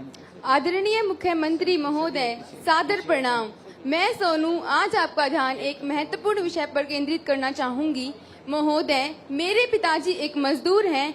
उनकी मासिक आय 10 से 12 हजार है। हम 3 भाई बहन हैं। बढ़ती महंगाई के चलते मेरे माता पिता द्वारा घर के खर्च के साथ साथ हमारी पढ़ाई का खर्च चलाना बहुत मुश्किल हो गया है। जैसे तैसे वो हमारी पढ़ाई का खर्च चला तो रहे हैं, लेकिन हमें कोचिंग सेंटर की फीस पर भी टैक्स देना पड़ता है। अगर कोचिंग सेंटर की फीस पर टैक्स ना लगे तो हमें फीस कम देनी पड़ेगी। महोदय, मेरी आपसे विनम्र प्रार्थना है कि चाहे स्कूल, कॉलेज या कोचिंग सेंटर, शिक्षा संस्थान पर जीएसटी ना लगे, ताकि गरीब से गरीब बच्चा भी बिना किसी आर्थिक बोझ के अपनी पढ़ाई पूरी कर सके। धन्यवाद। क्या नाम बताया बेटा? सोनू। सोनू। हाँ सोनू बेटा, थैंक यू। आपने अच्छी बात की है कि कोचिंग सेंटर के अंदर जो टैक्स लगता है, वैसे तो मैं आपको बताना चाहता हूँ बेटा, हमारे जो स्कूल्स हैं, कॉलेजेज हैं, यूनिवर्सिटी है, कहीं पर भी एजुकेशन के ऊपर टैक्स नहीं लगता, टैक्स फ्री है। और ये अलग कोचिंग सेंटर्स हैं, क्योंकि उस परिधि के अंदर नहीं आते, यहाँ कोचिंग आप लोग लेते हैं। और जो टैक्स का विषय है, ये टैक्स का विषय ये जीएसटी काउंसिल का है, और जीएसटी काउंसिल का मैं सदस्य भी हूँ, क्योंकि वित्त मंत्री के नाते देश के जो वित्त मंत्री होते हैं वो वित्त मंत्री उस काउंसिल के सदस्य होते हैं। जो पूरे देश की काउंसिल बनी होती है, पूरे देश के जो वित्त मंत्री हैं, वित्त मंत्री उस काउंसिल का मेंबर होता है, और जो हमारी वित्त मंत्री होता है वो वित्त मंत्री उसका चेयरमैन होता है। और उस निमित्त लगभग हर 3 महीने के अंदर एक बार उस जीएसटी काउंसिल की पूरे देश भर के लोगों के साथ बैठ करके मीटिंग भी होती है। वो अपने अपने सुझाव देते हैं। कहीं ऐसे हमारे वस्तु होती हैं जिसको डिमांड करते हैं कि लोग इसके ऊपर टैक्स नहीं होना चाहिए, या ये टैक्स इसके ऊपर कम करना चाहिए, या कोई टैक्स से बाहर करना चाहिए। ये वहां पर सारी बैठ करके उस जीएसटी काउंसिल की बैठक में चर्चा होती है, उसके ऊपर विचार होता है, बड़े अधिकारी उसके अंदर होते हैं और उसमें सुझाव देते हैं। और आपने बेटा जो सुझाव मेरे को दिया है, मैं जीएसटी काउंसिल का मेंबर हूँ, क्योंकि वित्त मंत्री हूँ मैं, मुख्यमंत्री के साथ साथ मैं वित्त मंत्रालय भी देखता हूँ, तो जरूर आपकी इस बात को जीएसटी काउंसिल के अंदर मैं रखूंगा, ताकि हमारे जो सेंटर्स हैं उनको भी इस टैक्स से बाहर किया जा सके। अगला विद्यार्थी। माननीय मुख्यमंत्री महोदय, सबसे पहले आपको मेरा सादर प्रणाम। मेरा नाम मुस्कान है। मैं पिछले 2 वर्षों से एसएससी, रेलवे, बैंकिंग जैसी अन्य परीक्षाओं की तैयारी कर रही हूँ। सर, केंद्रीय स्तर पर ऑनलाइन भर्ती परीक्षाओं में server down, computer hacking, paper leak तथा परीक्षा केंद्रों की लंबी दूरी जैसी अनेक गड़बड़ियां होती है, जिनके कारण मेहनती अभ्यर्थियों का समय, धन और परिश्रम व्यर्थ हो जाता है। जिस प्रकार पूरे हरियाणा में फेयर सिलेक्शन होते हैं, उसी प्रकार पूरे देश में भी फेयर सिलेक्शन होने चाहिए। मुझे आशा है आप इन सभी बातों पर विचार करके एक महत्वपूर्ण कदम उठाएंगे, जिससे आपकी और हमारे माननीय प्रधानमंत्री जी की छवि अच्छी बनेगी। आपका धन्यवाद। थैंक यू मुस्कान बेटा। मैं आप सबकी पीड़ा को बिल्कुल इस बात से समझता हूं, क्योंकि ये बड़ा एक आपने जो विषय रखा है, ये दिल को टच करने वाला विषय है। क्योंकि बच्चा बड़ी मेहनत करता है, पसीना बहाता है, तपस्या करता है, रात रात भर जागता है, उसकी तपस्या का नहीं पता लगता किसी को, क्योंकि अकेले में बैठ करके वो जितनी मेहनत करता है उस मेहनत का ही ये परिणाम आता है। और जब ये इस प्रकार के घटनाक्रम होते हैं कि पेपर लीक हो गया, तो बच्चे के ऊपर एक बहुत बड़ा दुखों का पहाड़ अगर कहें हम, वो दिक्कत खड़ी होती है उसके सामने।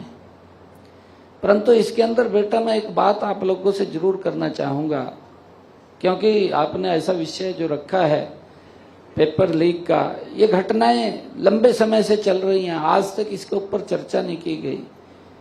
लोकसभा के अंदर 1986 के अंदर एक बिल आया था, 1986, तब मेरे ख्याल से 1986 में भी बहुत छोटा था मुझे भी नहीं पता है कि ये बिल आया था नहीं आया था, मैं छोटा था काफी। 1986 में ये बिल आया कि बच्चों के पेपर लीक होते हैं, इसके ऊपर कोई कानून बनना चाहिए। लोकसभा के अंदर चर्चा हुई, चर्चा ही हुई, कुछ हुआ नहीं है खाली चर्चा हुई, चर्चा कर ली, उसको बंद कर दिया। उसके बाद 2022 के अंदर आदरणीय नरेंद्र मोदी जी इस पेपर लीक को लेकर के एक बिल लेकर के आए, कानून बनाया, उससे फर्क पड़ा। हमने हरियाणा के अंदर पेपर लीक को लेकर के कानून बनाया, उसके अंदर सजा का प्रावधान किया गया। और कोई अगर इस के अंदर शामिल होता है कि पेपर लीक कोई गिरोह बना हुआ है, या कोई पेपर को बाहर जारी करता है, तो उसके खिलाफ सख्त कार्रवाई कर सके। क्योंकि यह घटनाक्रम फिर हुआ, आदरणीय प्रधानमंत्री जी ने इस विषय को लेकर के गंभीरता से इसके ऊपर काम किया, क्योंकि कई बार अफवाहें चलती रहती हैं। अफवाहें चलती रहती, पेपर लीक हो गया जी, पेपर लीक हो गया, परंतु जब तक हमारे पास कोई तथ्य या परिणाम उसका सामने नहीं आता तब तक हम कार्रवाई नहीं कर सकते। जो ही हमारे पास कोई तथ्य सामने आता है तो सख्त कार्रवाई भी हम करते हैं। अभी प्रधानमंत्री जी लोकसभा के अंदर उन्होंने कहा कि बच्चों के भविष्य के साथ किसी भी व्यक्ति को यह अधिकार नहीं है कोई खिलवाड़ कर सके। ये जिम्मेवारी, ये हमारी सरकार की जिम्मेवारी है। मुझे खुशी है लोकसभा के अंदर बिल आया और बिल इतना सख्त आया कि अगर कोई इसमें संलिप्त होगा तो उसके खिलाफ 10 साल की कठोर सजा का प्रावधान उसमें किया गया और भारी भरकम जुर्माने का भी प्रावधान किया गया। अगर वो व्यक्ति जुर्माना नहीं दे सकता तो उसके घर को बेच करके, कुड़क करके, उसकी संपत्ति को कुड़क करके उसकी भरपाई की जाएगी, ताकि आने वाला कोई व्यक्ति इस प्रकार के जो पेपर लीक के गिरोह में वो शामिल ना हो सके। उसको लेकर के सख्त कानून बनाने का काम किया है। और मैं आपसे ये आग्रह भी करूंगा सभी यूथ से, क्योंकि घटनाक्रम हो जाते हैं। आजकल टेक्निकल सोशल मीडिया का जमाना है, पता नहीं चलता कहाँ क्या हो रहा है। अगर जैन जी कहें या आजकल जो स्क्रीन जैन जी कहें, आपके हाथ में मोबाइल है, आपके आजकल तो ऐसा सिस्टम आ गया कि पता भी नहीं चलता आपके बटन के अंदर कैमरा लगा हुआ है, सारा कुछ आपको पता है। कान में अगर कोई चीज रख लेंगे किसी को पता ही नहीं चलेगा कि कान में कुछ रखा है। वो भी इस प्रकार का एडवांस टेक्निक आ गई है। परंतु इन सब चीजों को लेकर के सरकार बड़ी अवेयर है और लगातार इसको लेकर के सख्त कानून की तरफ सरकार बढ़ी है। मैं आपको इतना विश्वास दिलाता हूं कि हरियाणा के अंदर या देश के अंदर कोई भी व्यक्ति इस प्रकार की गतिविधियों में अगर संलिप्त होगा उसके खिलाफ बहुत सख्त कार्रवाई की जाएगी। ये मैं आपको पूरा विश्वास दिलाता हूं ताकि इन घटनाक्रमों को रोका जा सके। और आप देखते हैं हरियाणा के अंदर हमने, ये कोई छोटा साधारण बात नहीं है।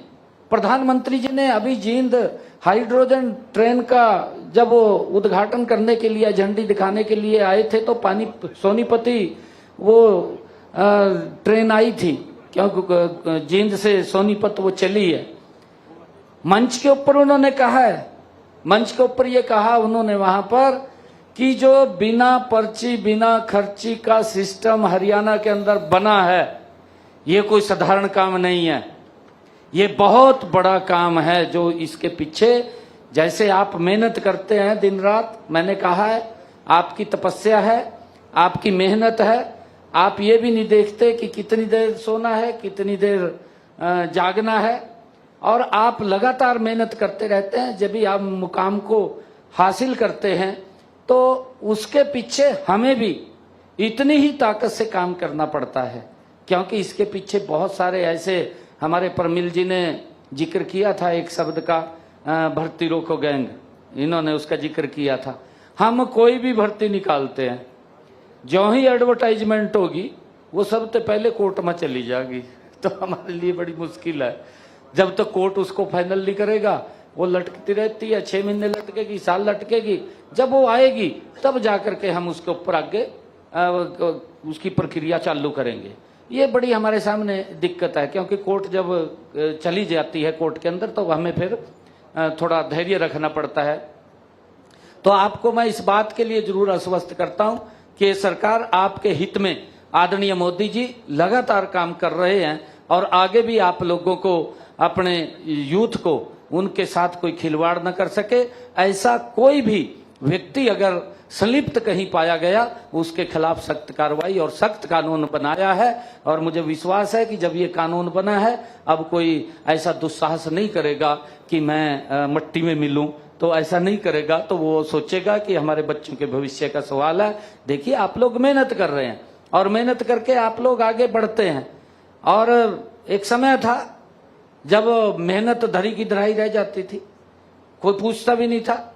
मेरे को तो मिले हैं बच्चे, मैं अभी बात करूंगा आप लोगों से। Thank you Muskan, thank you.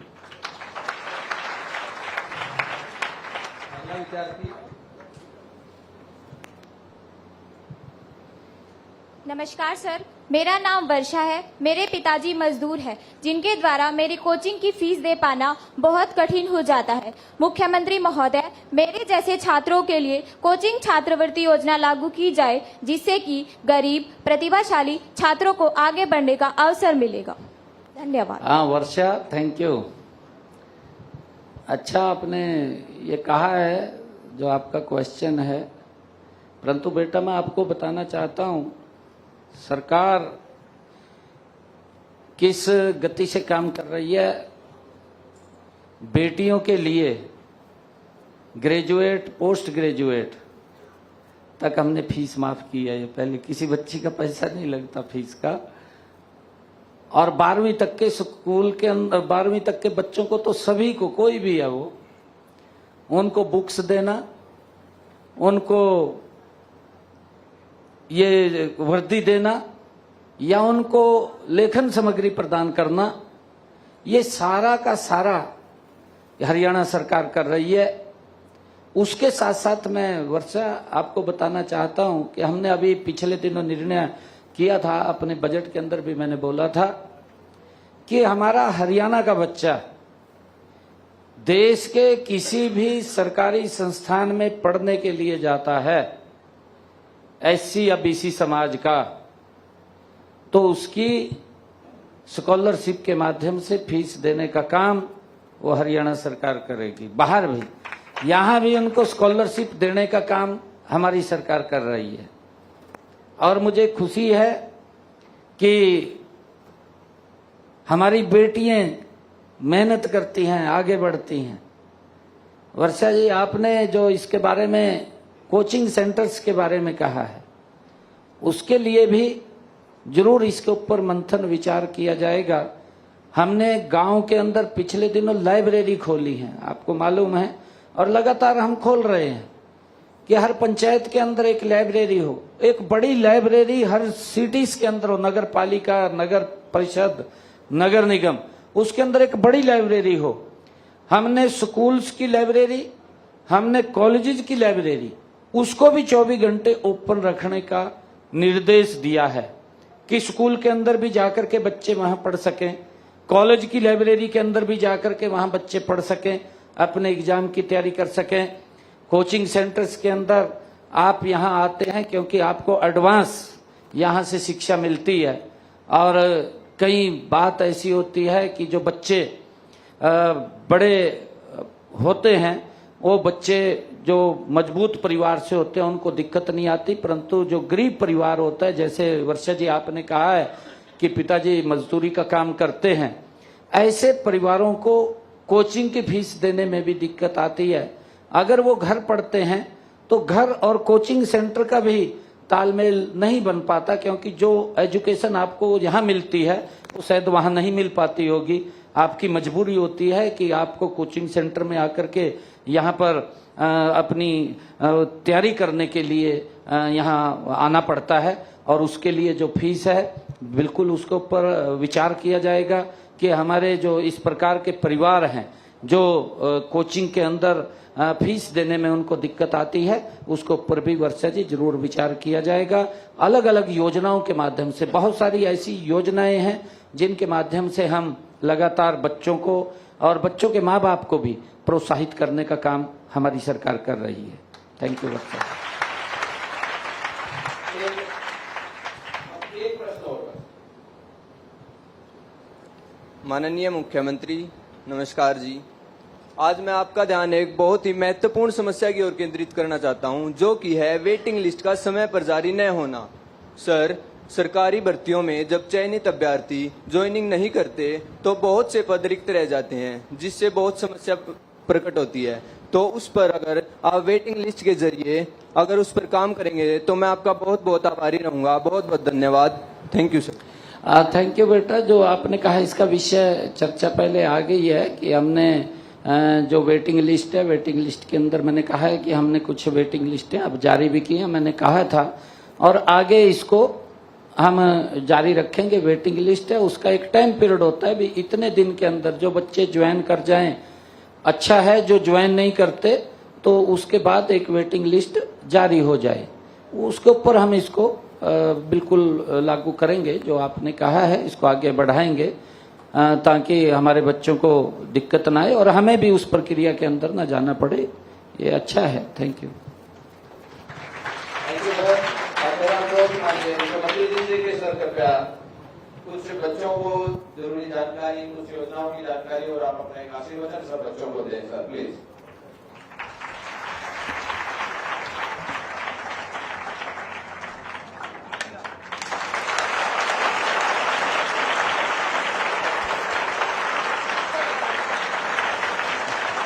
Thank you.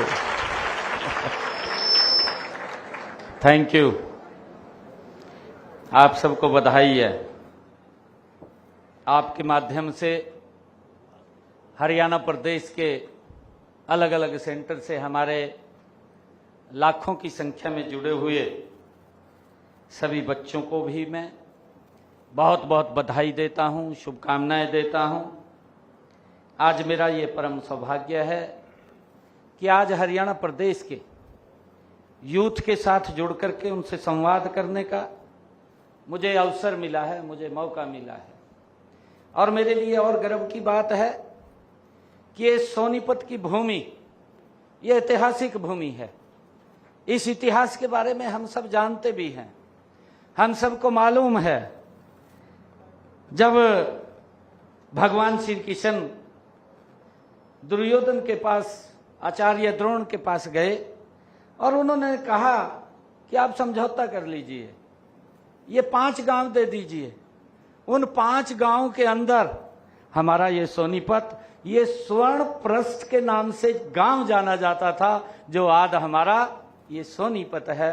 और इससे मुझे युवाओं से, यूथ से आज पूरे प्रदेश के अंदर आज संवाद करने का मुझे मौका मिल रहा है। मैं आप सबको और सभी युवा शक्ति को मैं बहुत बहुत बधाई और शुभकामनाएं देता हूं। आज इस अवसर पर इस संवाद के कार्यक्रम में हमारे बीच में हमारे प्रदेश की माननीय अध्यक्षा डॉक्टर अर्चना गुप्ता जी, हमारे सोनीपत के विधायक निखिल मदान जी, हरियाणा सरकार में हमारे चेयरमैन, पूर्व में अध्यक्ष भारतीय जनता पार्टी मोहनलाल कौशिक जी, हमारे सोनीपत के मेयर राजीव जैन जी, हमारे भारतीय जनता पार्टी के नेता देवेंद्र कौशिक जी, जिला के हमारे गोहाना के अध्यक्ष विजेंद्र मलिक जी, हमारे सोनीपत के जिला के अध्यक्ष अशोक भारद्वाज जी, और विशेष तौर से मैं धन्यवाद करना चाहूँगा ICS कोचिंग सेंटर के संस्थापक, जिन्होंने आज हजारों लाखों की संख्या में आज हरियाणा प्रदेश के हमारे यूथ के साथ आज रूबरू कराने का जो ये संवाद आज यहाँ किया है, मैं इसके लिए परमिल कुमार जी को बहुत बहुत बधाई और शुभकामनाएं देता हूँ। परमिल जी ने जब वो बोल रहे थे तो उस समय उन्होंने आपके हित की कुछ बातें भी कही हैं और उन्होंने कहा कि इनके ऊपर जरूर कार्य करना चाहिए। हमने भी उन बातों को नोट किया है। मुझे खुशी है कि आज इस सोनीपत की ऐतिहासिक भूमि पर आप सभी जो ऊर्जावान, हमारे प्रतिभाशाली और सपनों से भरे हुए हमारे सभी युवा साथियों के बीच में मुझे आने का ये अवसर मिला है। मैं इस मंच से आप सबके चेहरे को देख रहा हूं। इसका जिक्र हमारे परमिल जी ने भी किया कि आप लोग देख रहे हैं सभी यूथ को और सभी यूथ आपकी तरफ देख रहा है। ये बात परमिल जी ने भी कही है। मैं जब आपकी तरफ देखता हूं तो मुझे उज्जवल भारत के भविष्य आप में दिखाई देता है साथियों, जब मैं आपकी तरफ देख रहा हूं। मुझे आप में वो सपने दिखाई देते हैं जो किसी मां ने अपने बेटे के लिए देखे हैं। मुझे वो सपने दिखाई देते हैं, वो उम्मीद दिखाई देती है जो किसी पिता ने अपनी बेटी के हाथ में किताब देते हुए देखे हैं। वो मैं आपके चेहरों पर वो भविष्य देख रहा हूं। युवा साथियों, आज पूरी दुनिया भारत को केवल एक बाजार के रूप में नहीं देख रही है, बल्कि युवा साथियों एक बड़ी संभावना के रूप में देख रही है। आज दुनिया का दृष्टिकोण भारत के लिए बदला है।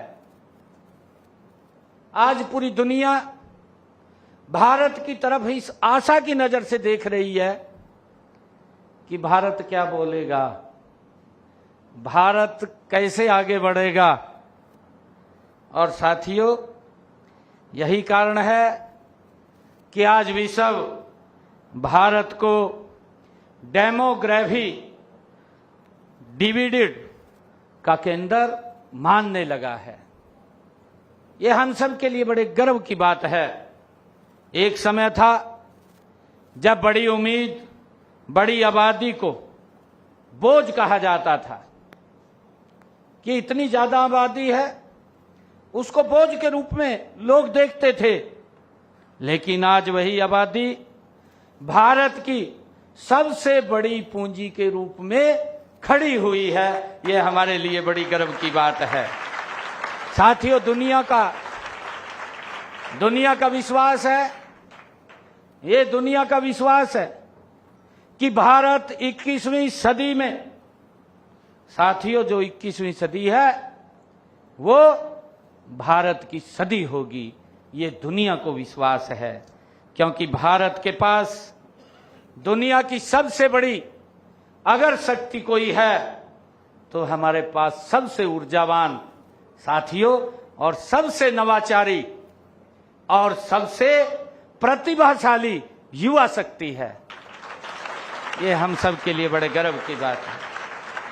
साथियों, मुझे खुशी है देश के यशस्वी प्रधानमंत्री नरेंद्र मोदी जी हमेशा कहते हैं कि युवा शक्ति भारत के संकल्प को सिद्ध करने की सबसे बड़ी ताकत है। भारत के संकल्प को सिद्ध करने की सबसे बड़ी ताकत है, ये आदरणीय नरेंद्र मोदी जी कहते हैं। साथियों, मैं जानता हूं कि जब कोई युवा 12वीं पास करता है या कॉलेज ग्रेजुएट होकर के निकलता है, और साथियों तो उसके सामने संभावनाओं के साथ साथ कई साथियों चुनौतियां भी खड़ी होती हैं। युवा साथियों, प्रतियोगी परीक्षाओं की तैयारी करना कोई आसान काम नहीं है। मैंने कहा है कि उसके जो तपस्या आपकी है उसको कोई जानता नहीं है।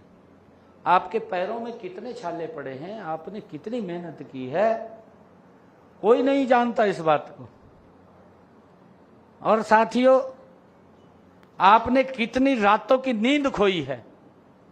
जब लोग अच्छे से नींद लेते हैं उस समय आपके हाथ में किताब होती है, आप पढ़ते हुए लगे रहते हैं। ये किसी को नहीं मालूम है। अकेले बैठ करके आप पढ़ते रहते हैं, निरंतर परिश्रम आप करते रहते हैं। गर्मी हो, सर्दी हो, असफलता के डर से लड़ना पड़ता है, और सामाजिक जो दबाव होता है युवा साथियों, उसको भी आपको झेलना पड़ता है। कई प्रकार के बातें बोल देते हैं, माँ बाप भी कहते हैं, कई बार उनको लगता है कुछ न कुछ बोल देते हैं, उसको भी हम सहन करते हैं, उसको भी झेलते हैं। गांव में भी कोई बोल देता है, कहा क्या डीसी लगेगा, रोज कई चीजों का सामना आपको करना पड़ता है, परंतु ये आपकी मेहनत है। साथियों, कई बार तो मन में संशय आता है कि क्या मेरी मेहनत रंग लाएगी, क्या मुझे भी कोई सही अवसर मिलेगा। साथियों, मैं आज इन सब बातों पर आपसे मैंने चर्चा की है, आपके कई क्वेश्चन थे, उन क्वेश्चनों को लेकर के आपसे संवाद किया है और मुझे विश्वास है मैं आप लोगों को इस संवाद के जरिए ये विश्वास दिलाने आया हूं कि सपने देखना मत छोड़िए। एक बात जरूर कहता हूं, सपने देखिए, सोते हुए नहीं जागते हुए देखिए। जागते हुए सपने देखिए। और आपके सपनों के पीछे अब केवल आपका हौसला नहीं है, आपकी बल्कि आपकी अपनी सरकार भी आपके पीछे मजबूत कंधे से कंधा मिला करके खड़ी है। आपके सपनों को दबने नहीं देगी, ऐसी सरकार आपके पीछे खड़ी है।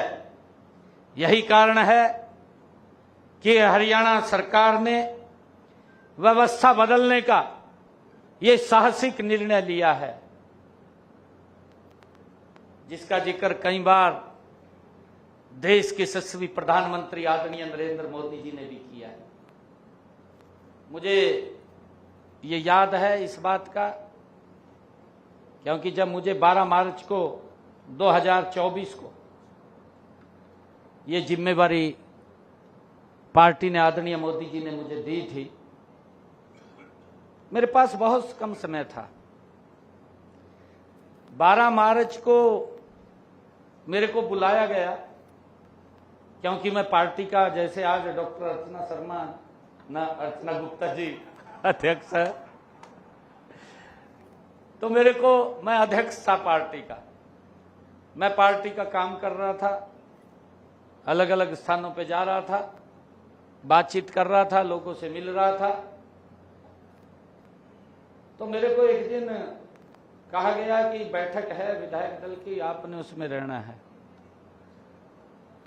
मेरे पास मैसेज आया तो मैंने सोचा भी गठबंधन में सरकार चल रही है, कोई कारण होगा, मेरे को बुलाया गया है। तो मैं वहां पर गया विधायक दल की बैठक में। वहां गया तो मुझे विधायक दल का नेता चुन लिया गया। मैंने कहा, मखा जी मैं ठीक काम कर रहा, मखा मैं कोई गलत काम तो नहीं कर रहा, मैं तो मखा ठीक काम कर रहा हूं, क्योंकि अध्यक्ष के नाते जिम्मेवारी दे रखी है और मैं ठीक काम कर रहा हूं। तो मुझे कहने लगे कि पार्टी ने ऐसा आदेश किया है।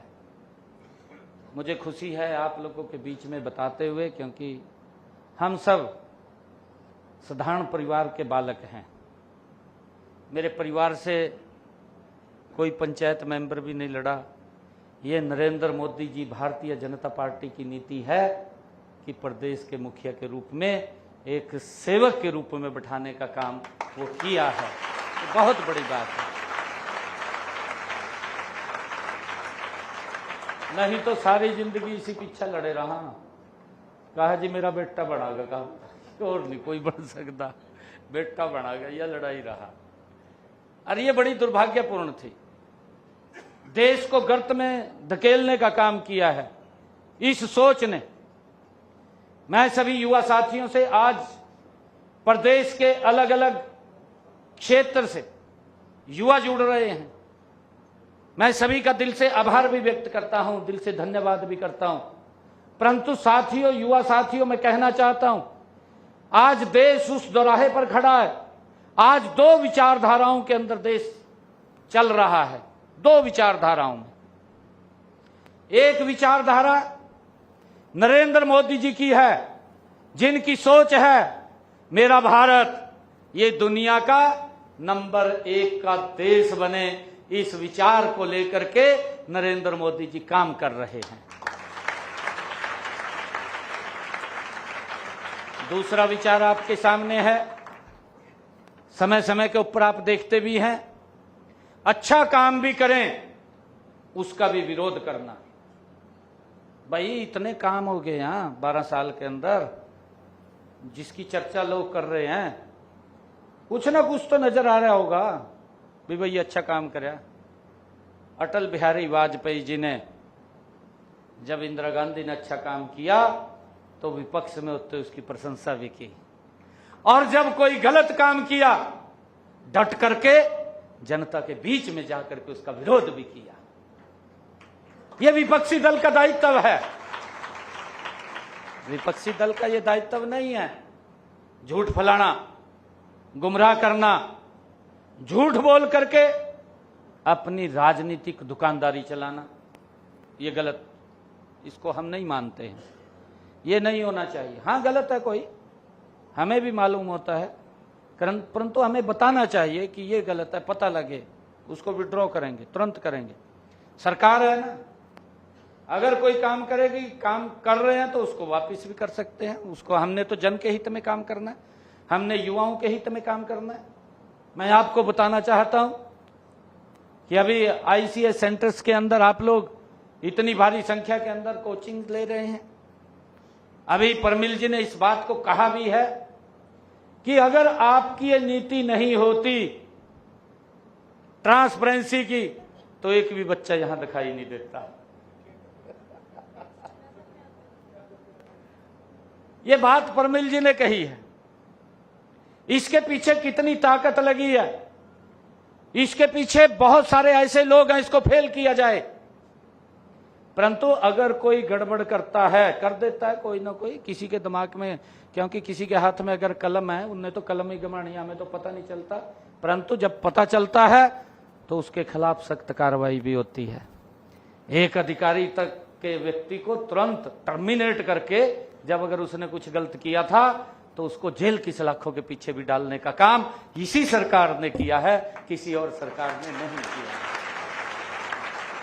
उसके ऊपर कार्रवाई हुई है। अगर हमारे बच्चों के साथ कोई खिलवाड़ किया है तो उसके खिलाफ कार्रवाई भी सख्त की गई है। उसी को लेकर के आदरणीय प्रधानमंत्री जी ने सख्त कानून बनाया है। और मैं आपको बताना चाहता हूं कि हमने एक कार्यक्रम बच्चों का शुरू किया, शायद आपके ध्यान में होगा, कई बच्चे उसको जानते होंगे जो यहां बैठे हैं। मिशन बुनियाद है, सारे जानते हैं। ये पहली बार शुरू हुआ, मिशन बुनियाद कार्यक्रम शुरू हुआ। 9th और 10th के बच्चों को 104 स्कूल सेलेक्ट किए गए। अभी मैंने उसको बढ़ाया है, उसके दायरे को बढ़ाया है। मुझे खुशी है बताते हुए आप लोगों के बीच में। मैंने उन बच्चों को भी बुलाया था, बच्चों को सीएम हाउस बुलाया था, उनके माता पिता को भी बुलाया था।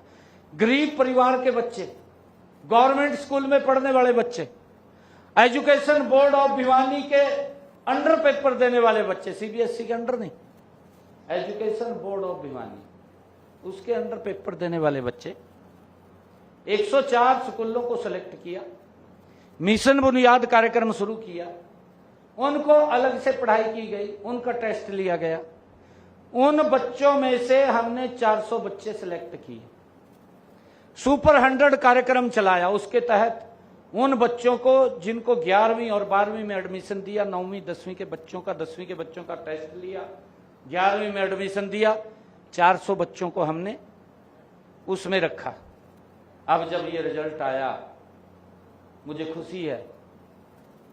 वो 400 बच्चों में से जो गरीब परिवार के बच्चे हैं, जो सरकारी स्कूल के अंदर पढ़ते हैं, वो बच्चे 400 बच्चे जो सुपर 100 के अंदर वहां पढ़ रहे थे, जब रिजल्ट आया 12वीं का, 12वीं के बाद उन्होंने जो ऑल इंडिया रैंक का टेस्ट दिया। आज देश की ऐसी कोई आईआईटी नहीं है, ऐसा कोई एआईआईएम नहीं है, ऐसा कोई एनआईटी नहीं है जिसके अंदर हमारे बच्चों का सिलेक्शन ना हुआ हो, हमारा एडमिशन ना हुआ हो। उन बच्चों के एडमिशन हुए, वो सुपर 100 में से गरीब परिवारों के बच्चे, उनके वहां एडमिशन हुए। और अभी जब ये नीट का रिजल्ट आया, उन्हीं बच्चों में से 70 बच्चे नीट के अंदर सेलेक्ट हुए। 70 बच्चे नीट में सेलेक्ट हुए। सरकार किस तरीके से यूथ को आगे बढ़ाने का काम कर रही है, सोचा है कभी? एक समय था 8वीं तक तो का फेल ही नहीं करना था ना, 8वीं तक फेल नहीं करना। 8वीं तक अगर फेल ही नहीं करेंगे तो बच्चा कैसे बढ़ेगा, आगे सर्वाइव कैसे करेगा। एक वो दौर था और वो दुर्भाग्यपूर्ण था दौर, उसके अंदर कहीं ना कहीं हमारी युवा शक्ति पीछे हटी है। और मैं तो एक बात कहता हूं कि हमारे युवाओं को मंच की आवश्यकता है। प्रतिभा तो उनके अंदर कूट कूट के भरी हुई है, वो देश और दुनिया के अंदर नाम ऊंचा करना जानते हैं। अभी आपने देखा भी है, अभी देखा है, अभी कॉमनवेल्थ के एशियन गेम, एशिया के कॉमनवेल्थ के जो गेम हुए थे, इसके अंदर हमारे बच्चों में क्या प्रतिभा दिखाई है। देश के अंदर 39 मेडल आए हैं। 39 मेडलों में से 13 गोल्ड मेडल आए हैं। 13 गोल्ड में से 7 हरियाणा के यूथ लेकर के आए हैं। यहां तक नहीं, मैं आपको एक और बात बता रहा हूं, इससे आगे बता रहा हूं।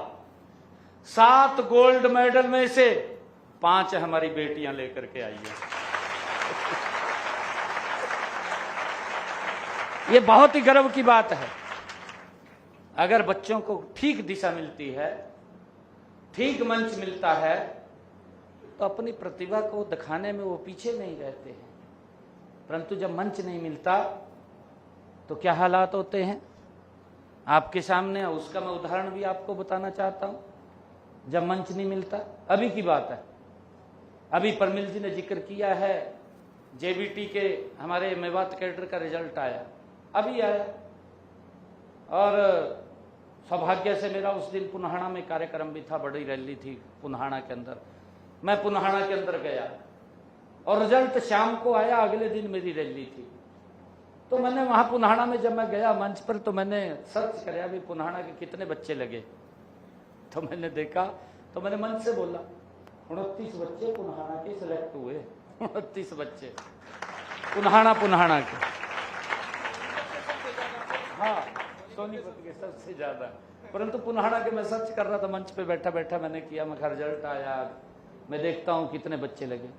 मैंने मंच से खड़ा होकर के कहा, जब मैं रैली में खड़ा हुआ बोलने के लिए, मैंने मंच से कहा भी इतनी भारी संख्या में लोग बैठे हैं, मैं मंच से इस बात का ऐलान कर रहा हूं कि पुन्हाड़ा के 29 बच्चे रात जो रिजल्ट आया है उसके अंदर सेलेक्ट हुए हैं। गरीब परिवार के बच्चे सेलेक्ट हुए हैं। एक भी व्यक्ति खड़ा होकर के कह दे किसी ने 5 पैसे किसी को दिया हो, बिना पर्ची बिना खर्ची के हरियाणा सरकार के अंदर नौकरी लगे। मैंने यहां तक कहा कि किसी बच्चे को, किसी विधायक, किसी मंत्री, मुख्यमंत्री के चक्कर काटने पड़े हों या उसके माँ बाप को काटने पड़े हों, नहीं तो माँ बाप को तो 2-3 जोड़ियां सुवानी पड़ाती टूट जाती। बच्चा सोचता रहता था अभी किसकी सिफारिश करें, सिफारिश होगी तब जाकर के नौकरी मिलेगी। और सबसे बड़ा अगर शोषण होता था उस कड़ी के अंदर बेटियों का शोषण होता था। बेटियों का सबसे ज्यादा शोषण होता था। शोषण इसलिए बेटियों को होता था क्योंकि परिवार सोचता था कि बेटा नौकरी लग जाएगा, बेटी तो दूसरे घर जाएगी। सबसे ज्यादा शोषण अगर होता था, बेटी के बारे में तो कोई सोचता नहीं था, कहा ये तो दूसरे घर जाएगी, बेटा घर को चलाएगा, उसके लिए प्रयास करते थे। कितना बड़ा शोषण होता था, कल्पना कीजिए आप सोचिए क्या होता था। और ये लोग, ये किस प्रकार का एजिटेशन, भाई अगर किसी ने गलती की है उसके खिलाफ कार्रवाई भी होगी, ऐसा नहीं है हम बख्शेंगे थोड़ी किसी को। हमारी नीति है, हमारी जो नियत है उसके ऊपर कोई क्वेश्चन मार्क नहीं कर सकता। और उसी के कारण से मुझे बड़ा पीड़ा भी हुई, हमारे यूथ को भी पीड़ा हुई। परमिल जी ने जो कहा कि हम लाडवा के अंदर गए थे, परमिल जी पूरे यूथ के साथ वहां आए थे। मैं जिस दिन नॉमिनेशन फाइल करने के लिए गया, क्योंकि झूठ फैलाने के अंदर तो लोग माहिर होते हैं, मैं सारा दिन पूरे प्रदेश के अंदर घूमता था, क्योंकि जिम्मेवारी मेरी थी। हर प्रत्याशी सोचता था कि मुख्यमंत्री मेरे चुनाव क्षेत्र में आ जाएं, यहां प्रचार कर जाएं। मैं सुबह 9 बजे निकलता था और शाम को 7-8 बजे मैं हल्के में आता था डेली। तो सुबह सुबह मैं 5 बजे उठता था, 5 से लेकर के 8 बजे तक मैं गांव के कार्यक्रम करता था, और फिर वापसी में 7-8 बजे आता था। फिर रात को 9 बजे से लेकर के रात के 12-1-2 बजे तक मैं गांव में घूमता रहता था। एक दिन मैं एक गांव में गया, परमिल जी, रात को 11 बजे पहुंचा, तो मेरे को हमारे कार्यकर्ता ले गया अलग, कहा जी यहां तो बड़ा दुष्प्रचार हो रहा। मैंने कहा क्या हो रहा बताओ? कहा जी यहां तो लोग ये कह रहे हैं, कहा इन्हें तो मुख्यमंत्री बनना नहीं है, कहा मुख्यमंत्री तो कांग्रेस का बन रहा वचनरी का, कहा नु वोट देकर क्या करांगे, कहा। मैंने कहा ये तो और दुष्प्रचार कर दिया।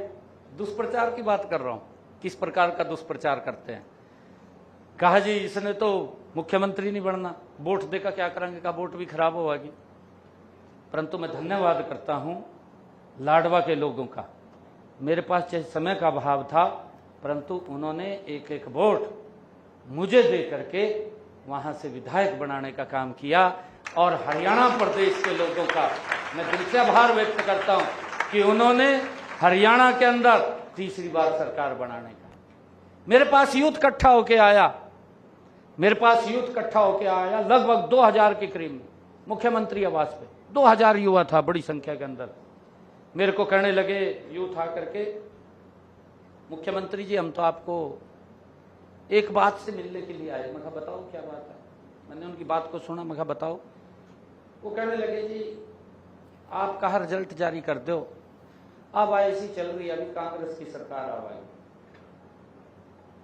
तो मैंने कहा, मैं कहा भाई देख, हमारे विपक्षी दल चीफ इलेक्शन कमीशन पर गए, चीफ इलेक्शन कमीशन को उसने कह दिया भी मुख्यमंत्री को, हरियाणा सरकार को रोको भी और रिजल्ट जारी ना करे, कोड ऑफ कंडक्ट लग गया।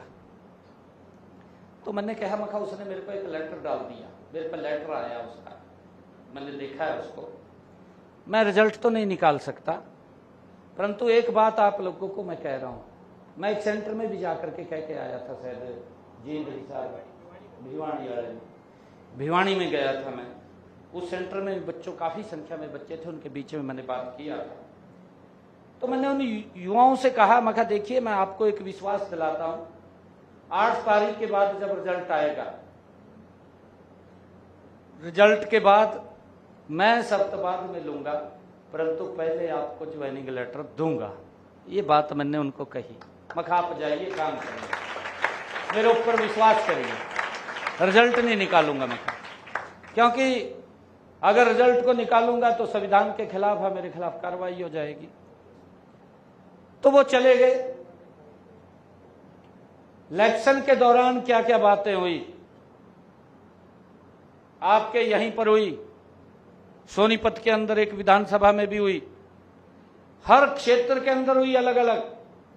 इस नाम के ऊपर वोट मांगे गए कि हमें 50 वोट दें, 1 नौकरी देंगे। यहां तक कहा गया मेरे हिस्से में जितनी नौकरी आएगी उतनी नौकरी मैं आप लोगों को दूंगा। क्या क्या बातें नहीं बोली गई, हमें भी चिंता होगी, मगर ये तो सिस्टम फिर वही चला गया जो पहले वाला था। परंतु प्रदेश के लोगों का जो आशीर्वाद था, उस आशीर्वाद के बाद जब सरकार बनी, शब्द बाद में लिया, पहले 25,000 युवाओं को साथियों ज्वाइनिंग लेटर देने का काम हमारी सरकार ने किया। ये पहली बार हुआ।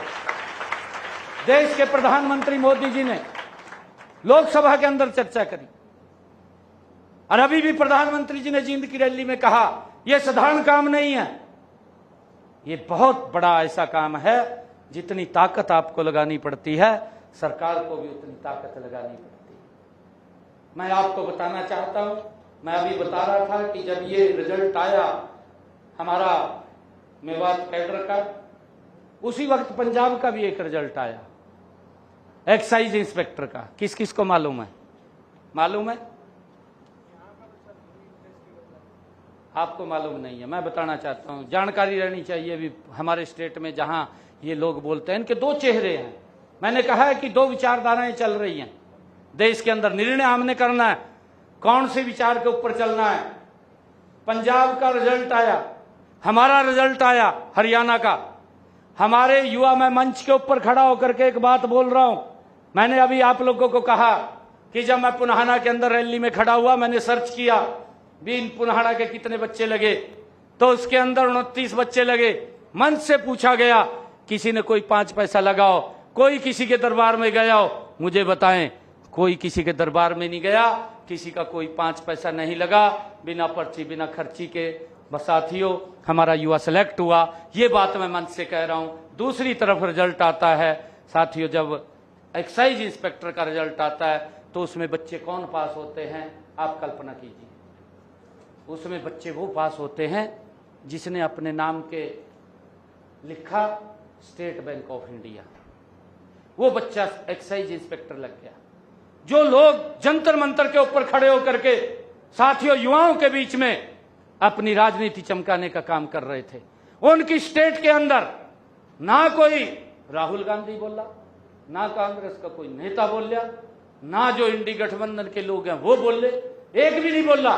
वो बच्चे पास हो गए जिसने अपने नाम के ऊपर लिखा स्टेट बैंक ऑफ इंडिया, वो बच्चा एक्साइज इंस्पेक्टर लग गया।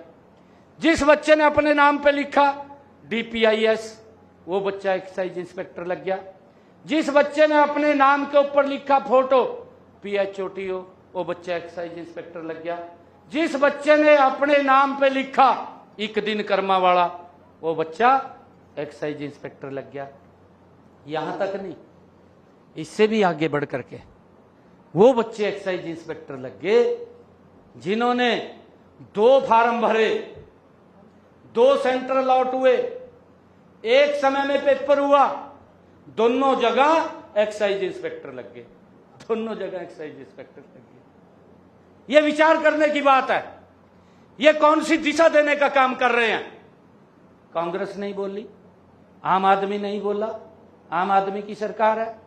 हाई कोर्ट के अंदर बच्चे चले गए, हाई कोर्ट ने उसको स्टे कर दिया, उसके ऊपर कार्रवाई चल रही है हाई कोर्ट के अंदर। युवाओं के साथ कितना बड़ा शोषण ये लोग करते हैं, इनका चेहरा वही है। ये यूथ के उनके भविष्य के लिए काम नहीं करते, ये तो अपने भविष्य कैसे सुधरे, कैसे संवरे, उसके लिए काम करते हैं। ये तो ताजा उदाहरण है, ये मैं कोई दूसरा लंबा उदाहरण नहीं बता रहा हूं। 2 रिजल्ट आते हैं, एक हरियाणा का आता है, एक पंजाब का आता है। एक भी व्यक्ति की कोई बात आपने सुनी हो युवाओं के साथ शोषण हो गया? इनका एक बड़ा नेता आम आदमी पार्टी का मनीष सिसोदिया जंतर मंतर के ऊपर खड़ा होकर के बोल रहा था कि अगर हमारे पंजाब के अंदर सरकार है, अगर हमारे यहां पेपर लीक होता है, उसी दिन हमारा शिक्षा मंत्री त्याग पत्र दे देगा। ये मनीष सिसोदिया बोल रहे हैं। केजरीवाल उसके साथ बैठा, केजरीवाल कुर्सी लाए बैठे उसके साथ, और वो भाषण दे रहा मनीष सिसोदिया जंतर मंतर के ऊपर। और फार्मेसी का पेपर लीक हो गया है अभी 15 दिन पहले पंजाब के अंदर, मालूम है? किसी की कोई आवाज आई है भी पंजाब में पेपर लीक हो गया? या किसी ने ये कहा हो भी भाई शिक्षा मंत्री का त्याग पत्र दे दो? कहा तो नहीं किसी ने। ये युवाओं के साथ खिलवाड़ करने वाले लोग हैं। मैंने कहा है कि इस देश के अंदर 2 विचार है। एक विचार ये है, एक विचार देश को बुलंदियों पर पहुंचाने का है, एक विचार हमारे बच्चों के भविष्य को संवारने का है, एक विचार बच्चों के भविष्य को गर्त में डालने का है। हमने ये तय करना है कि हमने किस विचार के साथ चलना है। ये लोग झूठ बोलते हैं, झूठ बोल करके लोगों को गुमराह करते हैं। अभी भी लोकसभा है, लोकसभा का मंच होता है कि भाई चर्चा करिए, विचार करिए, परंतु ना चर्चा करनी, ना विचार करना, वॉकआउट करके बाहर निकल जाना, संसद को नहीं चलने देना। यही विधानसभा का काम है। विधानसभा के अंदर पिछले दिनों नौकरियों के ऊपर इन्होंने उंगली उठाई, मैं खड़ा हो गया, मैंने कहा मैं एक एक बात का जवाब देने के लिए तैयार हूं, एक एक बात का। अगर मेरे अंदर कोई कमी है मैं नहीं जवाब दे सकता, मैं मुंह छुपाऊंगा अगर मेरे अंदर कमी है, परंतु मेरे में कमी नहीं है। एक एक बात जो आपने कही है, आप मेरी बात सुन करके जाना, आप वॉकआउट करके नहीं जाना। पूरी की पूरी कांग्रेस खाली होगी विधानसभा के अंदर, एक भी नहीं बैठा, सारे उठ कर बाज गए। कैसे सुने? उनके कार्यकाल के जो कारनामे थे एक एक के बारे में बताया गया, वही कारनामे उनके गठबंधन की सरकार में पंजाब में चल रहे हैं। ये हमें विचार करना है। मैं आज आप सबको इस अवसर पर, आज जो युवाओं के साथ ये संवाद हुआ है, मैं बहुत बहुत आपको बधाई भी देता हूं। मेरा सौभाग्य है कि हरियाणा के यूथ के साथ आज जुड़ने का मुझे मौका मिला है। मुझे खुशी है कि शिक्षा के क्षेत्र में किस तरीके से आगे काम किया जा रहा है, इंफ्रास्ट्रक्चर कैसे बढ़ाया जा रहा है, इसके ऊपर भी हमारा ध्यान होना चाहिए कि इन 12 वर्षों के अंदर हमने पूरे प्रदेश का एक रोड मैप तय किया। मैं कॉलेजों में गया हूं, कई कॉलेजों में बेटियों से मेरी बात हुई है, बेटियां पढ़ने नहीं जाती थी। ये तो जो मैंने कहा है कि आपका बड़ा शोषण होता था कि जब सिफारिश चलती थी, सिफारिश के अंदर सबसे पीछे आप रह जाती थी, कि परिवार भी सोचता था कि बेटा भाई परिवार को चलाएगा, बेटी तो दूसरे घर जाएगी। परंतु बेटियों को बाहर भी पढ़ने के लिए, हमारी क्योंकि संस्कृति ऐसी है, नहीं भेजते थे दूर पढ़ने के लिए, घर में रहती थी बेटियां। तो एक रोड मैप तैयार किया गया पूरे हरियाणा प्रदेश का कि बेटियों को नजदीक में ही शिक्षा मिले। रोड मैप तैयार हुआ कि हर 20 किलोमीटर के ऊपर एक राजकीय महाविद्यालय खोला जाए। और आज आपके सामने है, हरियाणा प्रदेश के अंदर हम बड़े फख्र के साथ ये खड़े होकर के मंच पर कह सकते हैं कि 12 सालों के अंदर हमारी सरकार ने आज हर 20 किलोमीटर के ऊपर एक राजकीय महाविद्यालय खड़ा कर दिया है। आज बेटियों को लाखों की संख्या में ग्रेजुएट, पोस्ट ग्रेजुएट की पढ़ाई अपने घर के नजदीक कर रही है। ये व्यवस्था खड़ी की है। आज हमने पीएम श्री स्कूल हर ब्लॉक के अंदर खड़ा हुआ है, सीबीएसई पैटर्न पे है। संस्कृत मॉडल स्कूल हर 10 किलोमीटर के ऊपर खड़ा हुआ है, सीबीएसई पैटर्न। और अभी इस बजट के अंदर मैंने घोषणा की थी सीएम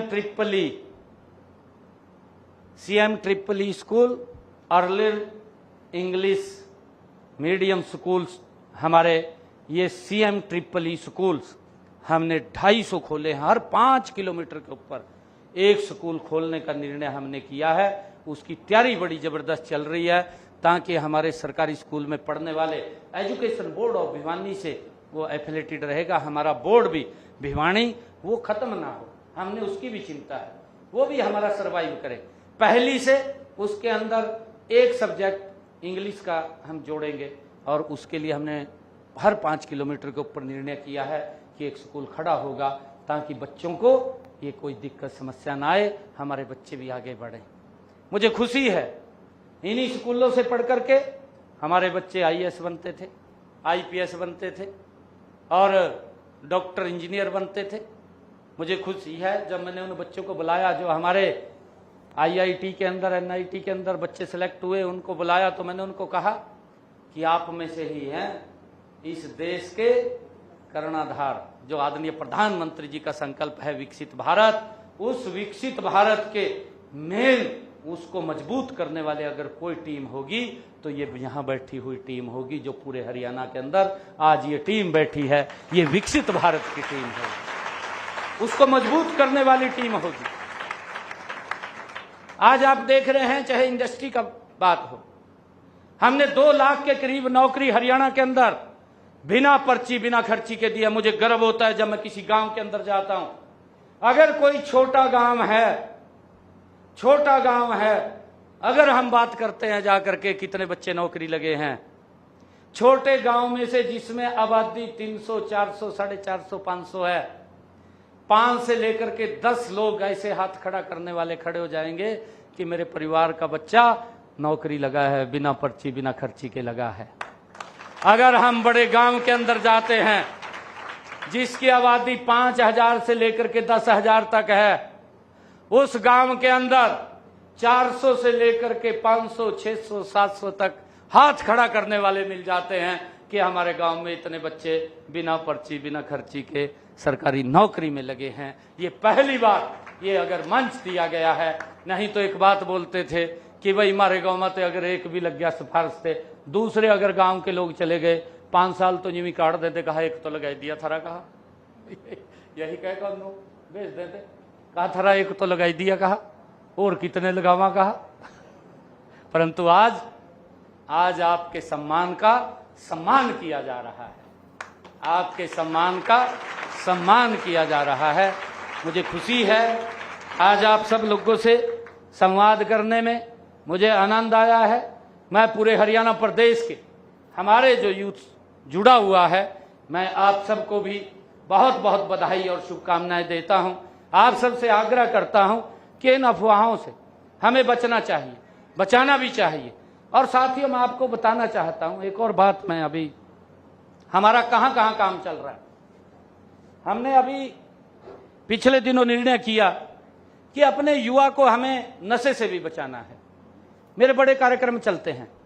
अभी 6 रोज पहले यमुनानगर के अंदर मेरा एक कार्यक्रम था। हर महीने एक कार्यक्रम करता हूं, आप सब लोग आते हैं, जहां भी जाता हूं मैं आप लोग उसमें जुड़ते हैं कि युवाओं को नशे से भी बचाना। इसके ऊपर भी हम बड़ी मजबूती से काम कर रहे हैं। हमारी पुलिस प्रशासन अलग से कानूनी रूप से काम कर रही है, जागरूकता के रूप से हम काम कर रहे हैं कि युवाओं को इस दिशा से नहीं हमें अलग करना चाहिए, उसके अंदर नहीं फंसना चाहिए।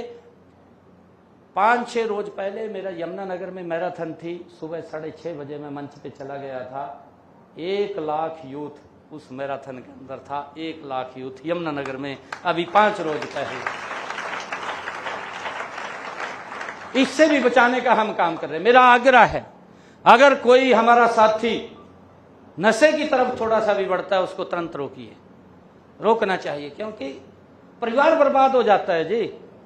माँ बाप की जो अपेक्षाएं हैं, उसके अंदर जो स्किल है, वो स्किल खत्म हो जाता है जब नशे में चला गया। स्किल नहीं रहता, खत्म हो जाता है। नुकसान वो परिवार को तो होता है, समाज को होता है, देश को होता है, प्रदेश को होता है। अगर एक बच्चा खराब हमारा होता है तो उसका नुकसान हमारे प्रदेश को भी होता है, देश को भी होता है, परिवार को भी होता है, समाज को भी होता है, क्योंकि उसका जो स्किल है वो खत्म हो जाता है। तो मेरा आग्रह है आप लोगों से कि नशे से भी हमें बचना भी चाहिए और बचाना भी चाहिए। ये बड़ा पुण्य का काम है। मैं सभी यूथ से, पूरे प्रदेश का आज यूथ जुड़ा हुआ है, मैं सभी से आग्रह करता हूं कि आपका कोई व्यक्ति या कोई मोहल्ले का व्यक्ति या गांव का व्यक्ति कोई नशे में है तो उसको जरूर समझाइए, भाई नशा ठीक नहीं है। नशा तो करना चाहिए, इस भारत माँ का नशा करना चाहिए। नशा तो उस बात का होना चाहिए कि मैंने IAS बनना, भाई ये नशा होना चाहिए। और मुझे खुशी है, UPSC का रिजल्ट आया, मैंने अभी बुलाए थे बच्चे, 70 बच्चे UPSC में मेरे हरियाणा के सिलेक्ट हुए हैं। 70 बच्चे UPSC में, उनको बुलाया था। मेरे हरियाणा के SCS के बच्चे लगे हरियाणा के अंदर, उनको बुलाया, उनकी ट्रेनिंग खत्म हुई थी, मैंने उनको बुलाया तो मैं पूछने लग गया उनको परिवार के बारे में। मैंने 1-2 के पूछा है, जैसा बेटी उषा ने कहा है, वर्षा ने कहा है बेटी ने कि मेरे पिताजी मजदूरी करते हैं।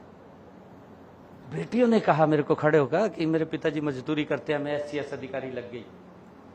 क्या कल्पना कर सकते थे पूर्व की सरकार में गरीब परिवार का बच्चा SCS लग जाएगा? नहीं कर सकते थे। उसके लिए अलग योग्यता थी। उसके लिए योग्यता यह थी कि वो मामे का छोरा होना जरूरी है, या उसका बेटा होना जरूरी है, या उसका कोई रिश्तेदार नजदीक का होना जरूरी है, तब जाकर के SCS लगता था, अदरवाइज सोच भी नहीं सकते थे। परंतु आज आपके सम्मान का मैंने कहा है कि सम्मान किया जा रहा है। आप सबको मैं बहुत बहुत बधाई और शुभकामनाएं देता हूं। इन्हीं शब्दों के साथ जय हिंद, जय हरियाणा, जय भारत।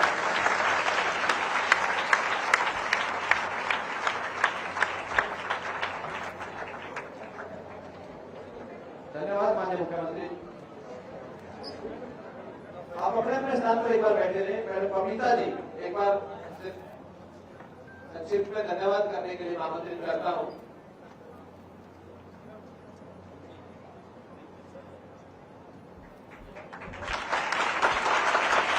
आज माननीय मुख्यमंत्री सर हमारे बीच में हैं, मैडम अर्चना गुप्ता जी और राजीव जैन जी, मोहनलाल बडोली जी। अब सबके नाम लेने का टाइम नहीं है, सर का बहुत बहुत कीमती समय है। और सर धन्यवाद देती हूं आपका, आप जेन जी से जुड़ने वाले शायद इस देश के पहले सीएम हैं, तो जोरदार तालियां सर के लिए। और ऐसे सामने मंच पे खड़े होके इस जेन जी को फेस करना हर किसी के बस की बात नहीं है। जिसने काम किया है, जो सीना तान के यहाँ खड़ा हो सकता है, सिर्फ वही व्यक्ति। तो इस सरकार के लिए मैं 2 शब्दों में अपनी बात समेटना चाहूंगी कि बेहतरीन काम कर रहे हैं। जो थोड़ी बहुत कमियां हैं सर, बच्चों ने आपको अपने शब्दों के माध्यम से परिचित करा दिया, और मैं उम्मीद करती हूं कि ये सरकार बहुत ही बेहतरीन तरीके से इस बिना खर्ची बिना पर्ची की स्कीम को ऐसे ही जारी करेगी। और एक एग्जाम्पल सेट कर दिया है हमारे इस हरियाणा ने पूरे भारत में। हमारे पीएम जहां भी जाते हैं हरियाणा का जिक्र करते हैं कि हरियाणा की ये स्कीम बेहतरीन है। और अब आप देखेंगे अगली सारी जगह पे जहां भी सर जाएंगे उसमें हमारे सीएम नायब सिंह सैनी जी का जिक्र जरूर करेंगे कि ये पहले ऐसे सीएम बन गए जो छात्र संवाद इस कार्यक्रम के प्रणेता इनको हम कह सकते हैं। तो सर बहुत बहुत शुक्रिया सभी अधिकारी गणों का, सभी मीडिया कर्मियों का, सभी उन सम्माननीय लोगों का जिन्होंने एक कोचिंग सेंटर के माध्यम से इस जनरेशन के साथ एक छात्र संवाद। सर ये जितनी स्टूडेंट्स की स्ट्रेंथ दिख रही है सिर्फ इतनी नहीं है, ये सुरक्षा कारणों से इनको लिमिट में रखा है। आप जुड़े हुए हैं हमारे हजारों लाखों युवाओं के साथ, और अलग अलग माध्यम सोशल मीडिया का इस्तेमाल करके आप लाखों लोग आपको लाइव सुन रहे थे। तो सर बहुत बहुत बहुत सारा धन्यवाद आईसीएस टीम की तरफ से, इन छात्रों के बिहाफ पर मैं बबीता त्यागी, परिमल सर की तरफ से सर बहुत बहुत बहुत सारी शुभकामनाएं सर। और ये सरकार तब तक चलेगी जब तक बिना खर्ची बिना पर्ची की स्कीम चलती रहेगी। जय भारत, जय हरियाणा।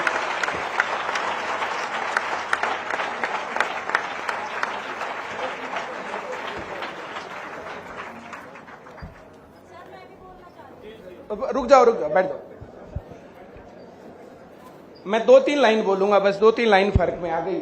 सीएम साहब एक बात के ध्यान में जो है ना 2-3 बातें। एक, पहले जब लिस्ट लगती थी ना तो लोग बोलते थे कितने में लगा। अब जब लिस्ट लगती है ना तो जिक्र ये होता तुम्हारे गांव के कितने लगे। अब पैसों का जिक्र नहीं होता साहब। हर जगह पर पढ़े लिखे और योग्य लोग लग रहे हैं। बहुत बहुत आभार पूरे हरियाणा की तरफ से आपको।